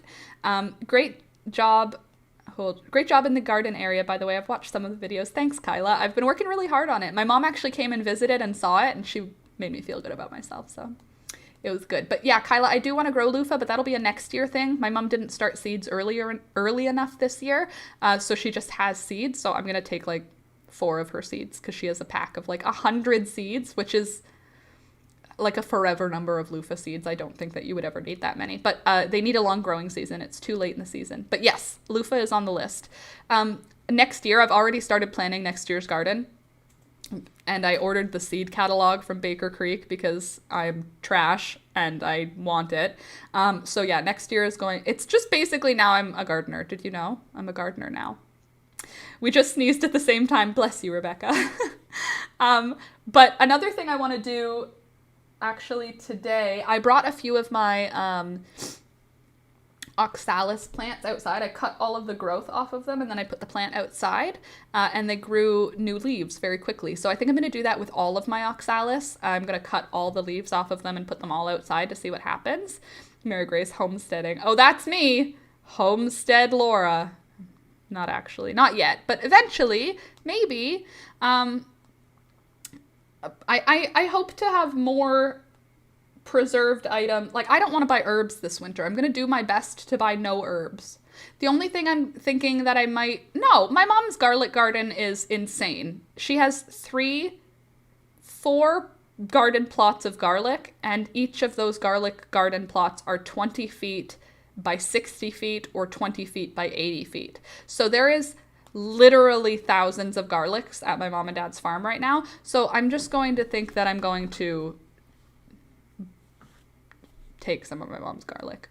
I would love to say buy, but my parents won't let me buy anything. It's so inconvenient, though, because they also don't want to give me certain things because they are for sale on the farm. For example, the wood. My parents chop wood and sell wood because all farms do that here. There's just always a wood pile at the front of a farm. Like, not a pile. It's like they're put in a... What's it called? A cube, a yard, what is the unit of wood called? I don't know. You remember the... A cord of wood. They're organized in cords, which is a unit of firewood. I don't know why firewood needs to have its own separate type of unit, but fine. A cord of firewood. They're organized in cords. So, they sell these cords of firewood for a steal. Like, here, when I look for a cord of firewood, it's like $150 to $200 for a cord of wood, which was comfortable paying because in my head I was like, ooh, I can buy them from my parents and get a really good deal. Frida texted a murder of crows. A murder of crows, literally. Alex calls everything a murder now. A murder of flowers, a murder of birds, a murder of anything. He thought it was so funny that crows are a murder of crows that now everything is a murder of something. So Frida, thank you for that. I think it's to do with literally how they tie the bundle together. Right. Like a bunch of sticks has a name that is also a gay slur, if you didn't know. I won a scholarship and award from the library, but I haven't seen it in the mail yet. That's awesome, Kyla. Congratulations. That's awesome. It is funny, Frida. I think so too. But anyway, my parents sell cords of wood for like $60, which is like half the price of what it costs elsewhere. So I was like, perfect. I would really like to buy them for half the price that they're sold elsewhere. And my parents are like, well, we're not going to sell you wood. Like, you're our kid. We're not selling it to you. And I was like, cool. So can I just have it then? And they're like, well, no, it's for sale on the farm. What am I supposed to do then? So I'm like thinking, can I just have one of my friends come and pretend buy it? Or can I tell them that they buy it, somebody else bought it, and I'm just delivering it? Like, honestly. Love my mom and dad, but they feel weirdly uncomfortable with selling things to their kids, which is fine. But then don't be uncomfortable just giving me stuff. Because now I have to find firewood. And I know it's fine. I don't need your feedback on, I know I can go cut down my own firewood. Things like that, though. Like when I'm like, leave cash on the table and take the wood. The problem is they're always outside because they're farmers. So they're literally always there and they have customers all the time. So I'd have to do like a sneak attack in the midnight, which would be weird, a little weird. Plus I would have to borrow their truck. Hi, can I borrow your truck? Also, a bunch of your wood's going missing tonight. Or I could just say I'm borrowing their truck to deliver wood to a friend. Force them to sell it to you. You'd think it's that easy, Sid. It's so not. Like, my mom sells baked goods and stuff, and that stuff I don't feel bad about taking because she's always like, here, do you want, like yesterday, we went over to pick up these little things for a table that we have. And my mom was like, do you want pecan squares? And I'm like, it's not Christmas. No, I'm good, thank you. So, like, I can always go home with food, but it's like things that I understand them not wanting to give anything away that they sell. I get that. But they don't want to sell things to me because I'm their kid. It's like there's this, it's like the dog with the ball in its mouth. No take, only throw. It's like that. Firewood appears at my woodshed when my parents' supply is overflowing. Oh, I would love that. My parents don't have a wood-burning stove, so it's not useful. Like, no, I'm buying some firewood from you. Deal with it. I'm a customer. You've never met my dad, so it's not that easy. It seems super easy. It's not that easy. But we are going to have a fire at our wedding in the evening. I know that part of that sounds really dumb because there's going to be 24 drunk people, but it's going to be safe because I'm going to be in a large flammable dress. So that's good.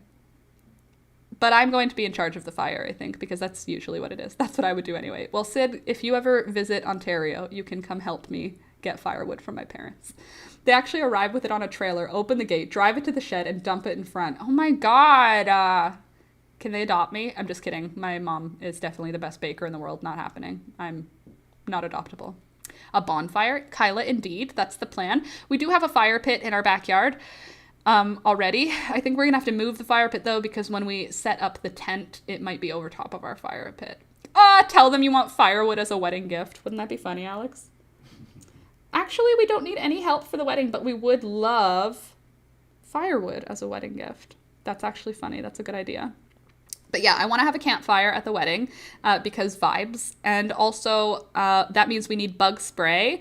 I need to figure a seating chart because of COVID, you know? Oh, by the way, as of tomorrow, Alex and I are fully protected from the virus. We have now been vaccinated for 2 weeks as of tomorrow. So, Sid says, hi, Alex. Hi. Sid, yes, perpetual firewood wedding gift. Yes, I would like firewood for the next 5 years as a wedding gift. Can you imagine the drama? LOL, that would be so funny. And it's house related. It's a useful gift. Honestly, that's not a terrible idea, though. That's actually, it is for the house. It is a house related gift. I like that idea. Anyway, and stuff to cook over the fire. So Frida, the things that I want to cook over the fire, I don't want it to be too many things because there's going to be drunk people cooking. Think of it, drunk people cooking on fire, not ideal. So better for it to just be for entertainment. So I think that it'll be a like marshmallows, s'mores, like very limited because there's going to be food. I want there to be like not a second dinner, but like a second level of food. So there will be entertainment food for when before the wedding starts, like hors d'oeuvres and stuff, and then the dinner, and then like midnight snack. We could just order pizza or something, but still like something for in the nighttime. Because if the wedding's starting around somewhere between 4:15 and 4:25, like in that sort of a region, Alex has requested a start time that is very mature. So the wedding will start somewhere between 4:15 and 4:25, and that means dinner would probably be at like 5. I don't know how long weddings take. I have to talk to the officiant today. You can put it on a stick and warm it up, set it on the fire. I would be happy. Put it on. Oh, yeah, for the food things. Do y'all make s'mores in Canada? Yes, Canada makes s'mores. Are you kidding? We probably have more campfires than you guys because we live north more. So s'mores probably are from here. I don't know that that's true at all. But yes, s'mores will be a thing. Or at least we will provide the ingredients for s'mores and then people can either eat s'mores or just marshmallows. Hello, everyone. Hi, Nazia. Good morning. Nice to see you. Ugh, salmon burp.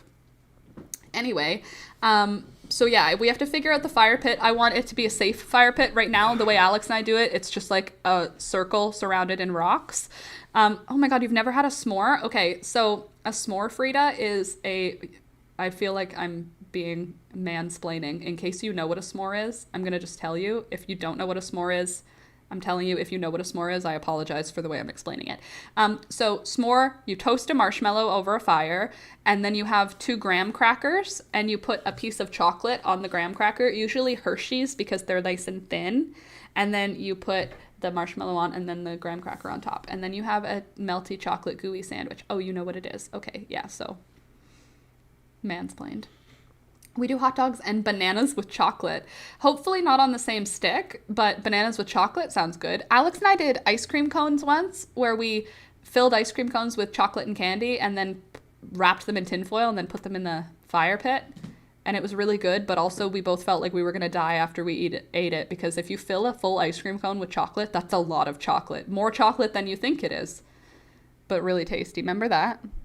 I was reading. Remember when we had when we went camping and we did those ice cream cones, the waffle cones? Oh, wow. Yeah, that was an explosion. And then we like died because it was so much sugar and chocolate. Yeah. Yeah. S'mores with peanut butter, then put it in the freezer. Alex would probably like a s'mores with peanut butter. I like peanut butter. He's not a big fan of sweet stuff, though. But bananas would be fun. Toasted bananas over a fire.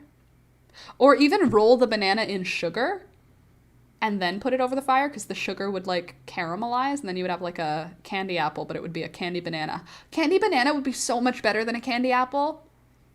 But candy apples do look really pretty. Next stuff that I need to think about. A card box. We're just going to use...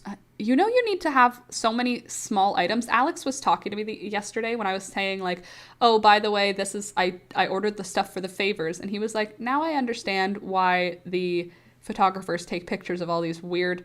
Like, we went to a wedding and Alex... You weren't the actual photographer, were you? Fun. At Amanda's. No, that was an actual. You got so many beautiful photos, though, you and I. I also helped. Oh. I haven't taken them off Facebook because I feel like there's somebody else's wedding photography, so I need to like keep them for them. Because if they don't download all of them, then they're just gone if I delete them. Yep.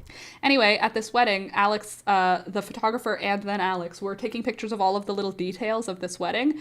And he was like, now I understand why they take photos. Because at the time, he was like, this is stupid. When are you going to look at your candy bar ever again? But it's because everyone works so hard to make all of those stupid little details that then you want to take photos of them. So now I get it. Hold on, cut a slit in the banana, just in the skin, put chocolate inside, wrap foil, and put on a coal. When it's black, eat with ice cream. Oh, that sounds really good. It's basically a banana split, but you're pre-cooking the banana. I'm down for that, totally. So yeah, the arbor, I'm hoping that the nasturtiums, I'm looking down at my book, which has things. Oh, I have to write vows. I have to ask people who want to do speeches to do them. Apparently it's not just assumed. You have to ask your parents, like in a formal way, to do a speech at your wedding. I'm not doing dancing with the father of the bride, mother of the groom. Like, my parents want that, and I know that the wedding is also for them, but the amount of cringe I feel in my heart imagining dancing with my dad, mom, Alex's dad, Alex's mom, Alex dancing with my mom, makes me cringe. It just makes my heart feel embarrassed. I don't feel embarrassment, but it makes my heart feel embarrassed. And I know that I'm not embarrassed of the idea of dancing with my parents. It's the feeling, it's like I'm shy for that one weird thing. Like, I don't want to walk down an aisle. That's already me pushing it, walking down an aisle past all the people that I'm getting married in front of. That sounds awful. But that part I can hold together because I'll be looking at Alex. Whereas when dancing in front of a group of people, I won't be looking at Alex, so it'll be creepy. But when we are dancing, we're going to dance real good. My fiance bought me a camera for my graduation gift. That's awesome. I haven't had a camera this nice before. The last time I bought a camera was in 2008. Oh my gosh, so it's like a spaceship then. Well, you don't really buy cameras. I've never bought a camera. I've never bought a camera. Alex has purchased all of the cameras that we have. Because I don't care. You don't need to, just use it. Yep, just like laptops. I have no interest. Just use it. I just use it. So Alex, since he likes the tech, he is the one. This computer that I'm working on right now, it's an iMac, and it's lovely. But when we bought it, Alex and I were shopping for an iMac for us. Alex was shopping for an iMac for me, but he told me it was for us so that I would be interested. Because if it's for me, I'm like, don't spend money on me. I'm very uncomfortable the idea of spending so much money on a computer that I'm using just to edit videos on. Like, I only need it to work for editing videos. So Alex, of course, was like, this is for both of us, so we should get the better hard drive. We should get the better thing. And I was like, okay, fine. Because it's for both of us. No, it's my computer, and he knew that, and I didn't. I thought somehow it was going to be our computer. Nope, it's literally just my computer. Alex got this fancy spaceship machine. It works really well, but I never would have spent this much on a piece of equipment for myself. Ever. Like, if there was a fire, it'd be this frickin' computer that I'd have to carry out. This thing is worth more than our car. And I'd be like, no, it's more than our car, Alex. It is worth more than our car.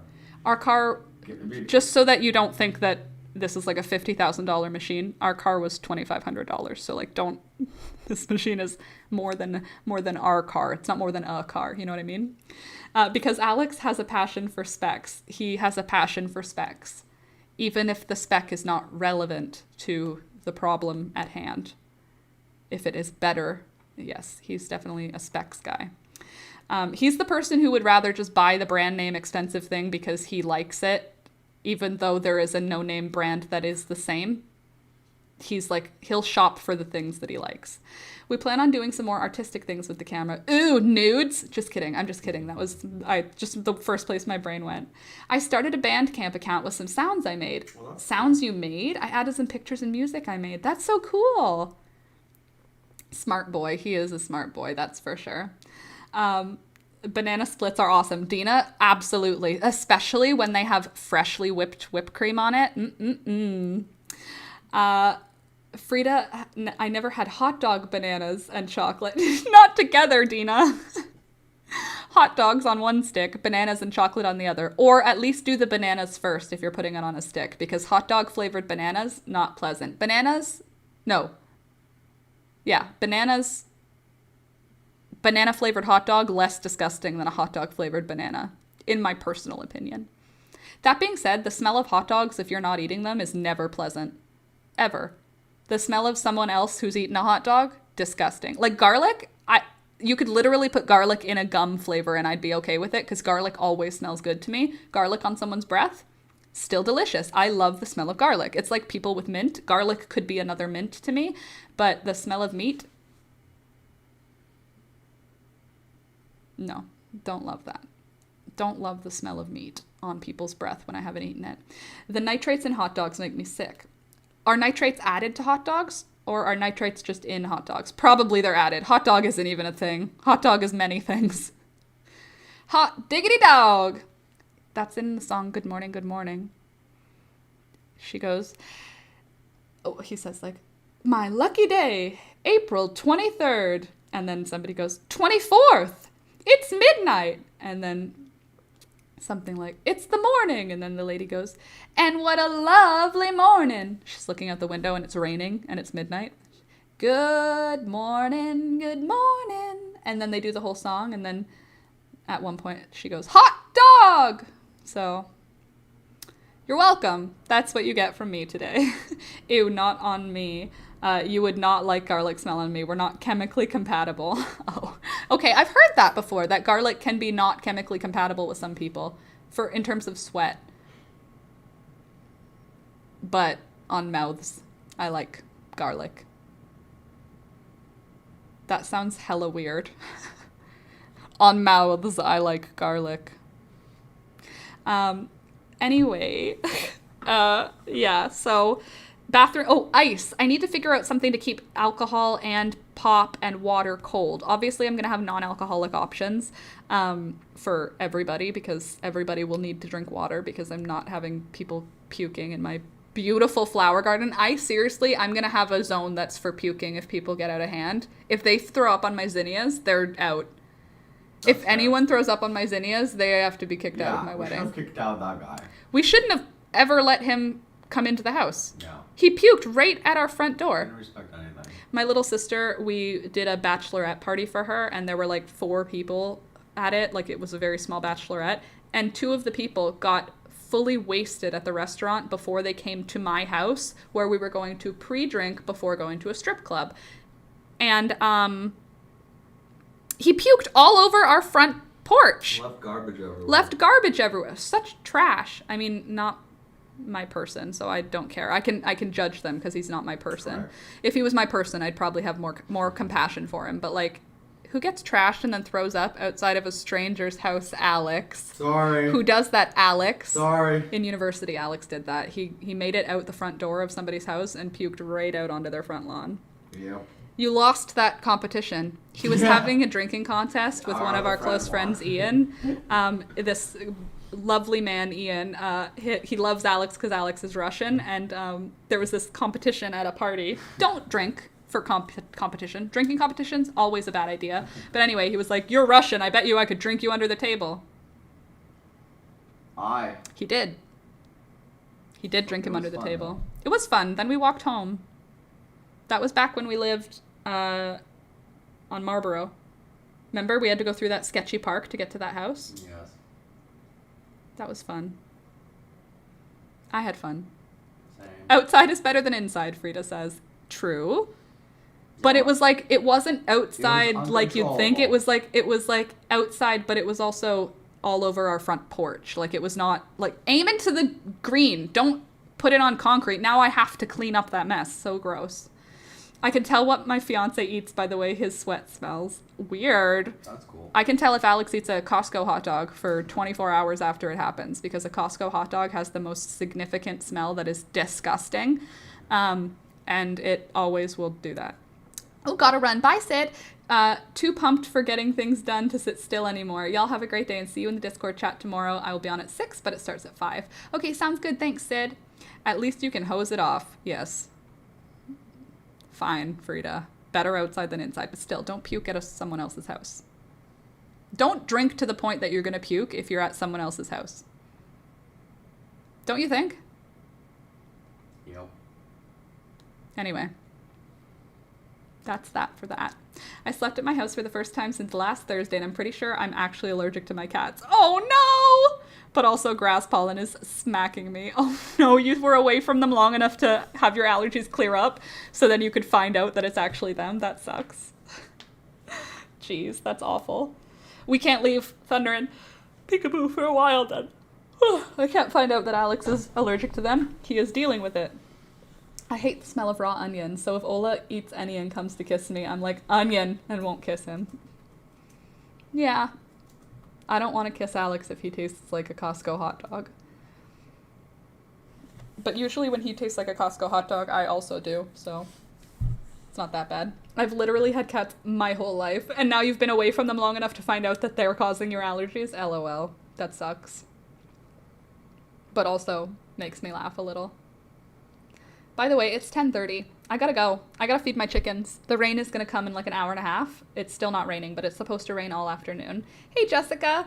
It's been a minute. I'm never up this early. And you arrived just as I am wrapping up. I gotta go feed my chickens. Thunder's already eaten. Peekaboo's already eaten. The autism preferences extends to parents. The autism preferences extends to parents. Oh, yeah. Sorry, no thanks, Mom and Dad. Can't come near you. You smell like onions or garlic. Bye everyone. Good chat today. Yeah, it was an awesome chat today. It was really nice to hang out. If you haven't, to partners, yes. A little bit of time is better than no. Well, gonna be here back again on Friday, Jessica. So if you're around on Friday, give it a shot again. See if you're up early enough. We're gonna be 8 till 10 on Friday. So I will see you then. Thank you for coming. If you haven't clicked the like button yet, click the like button. And if you are not yet subscribed to the channel, subscribe and join on Friday. We'll be back Friday for another chat. Mondays, Wednesdays, Fridays from 8 a.m. until 10 a.m. We hang out here and I show you what's going on around me, and then we just sort of chat about whatever's going on. So I love you guys. Have an awesome rest of your day. Be safe, and I will see you in the chat tomorrow night. If you are part of the Patreon, you'll have access to the Discord, and there's a live Discord call, so I can hear you and you can hear me. We do a Discord call on Thursdays. So I'll see you then. Thank you guys for watching. Thanks for coming. Have a wonderful day, y'all. What are you reaching for? My phone. Oh, your phone. Here you go. Thanks. See you next time. Bye. Bye. And thank you to all of my patrons who are supporting me. I love you guys so much. Sorry for the 2 of you that joined since I updated this photo. I will update it, and then your names will be on it too. Okay, love you. Bye.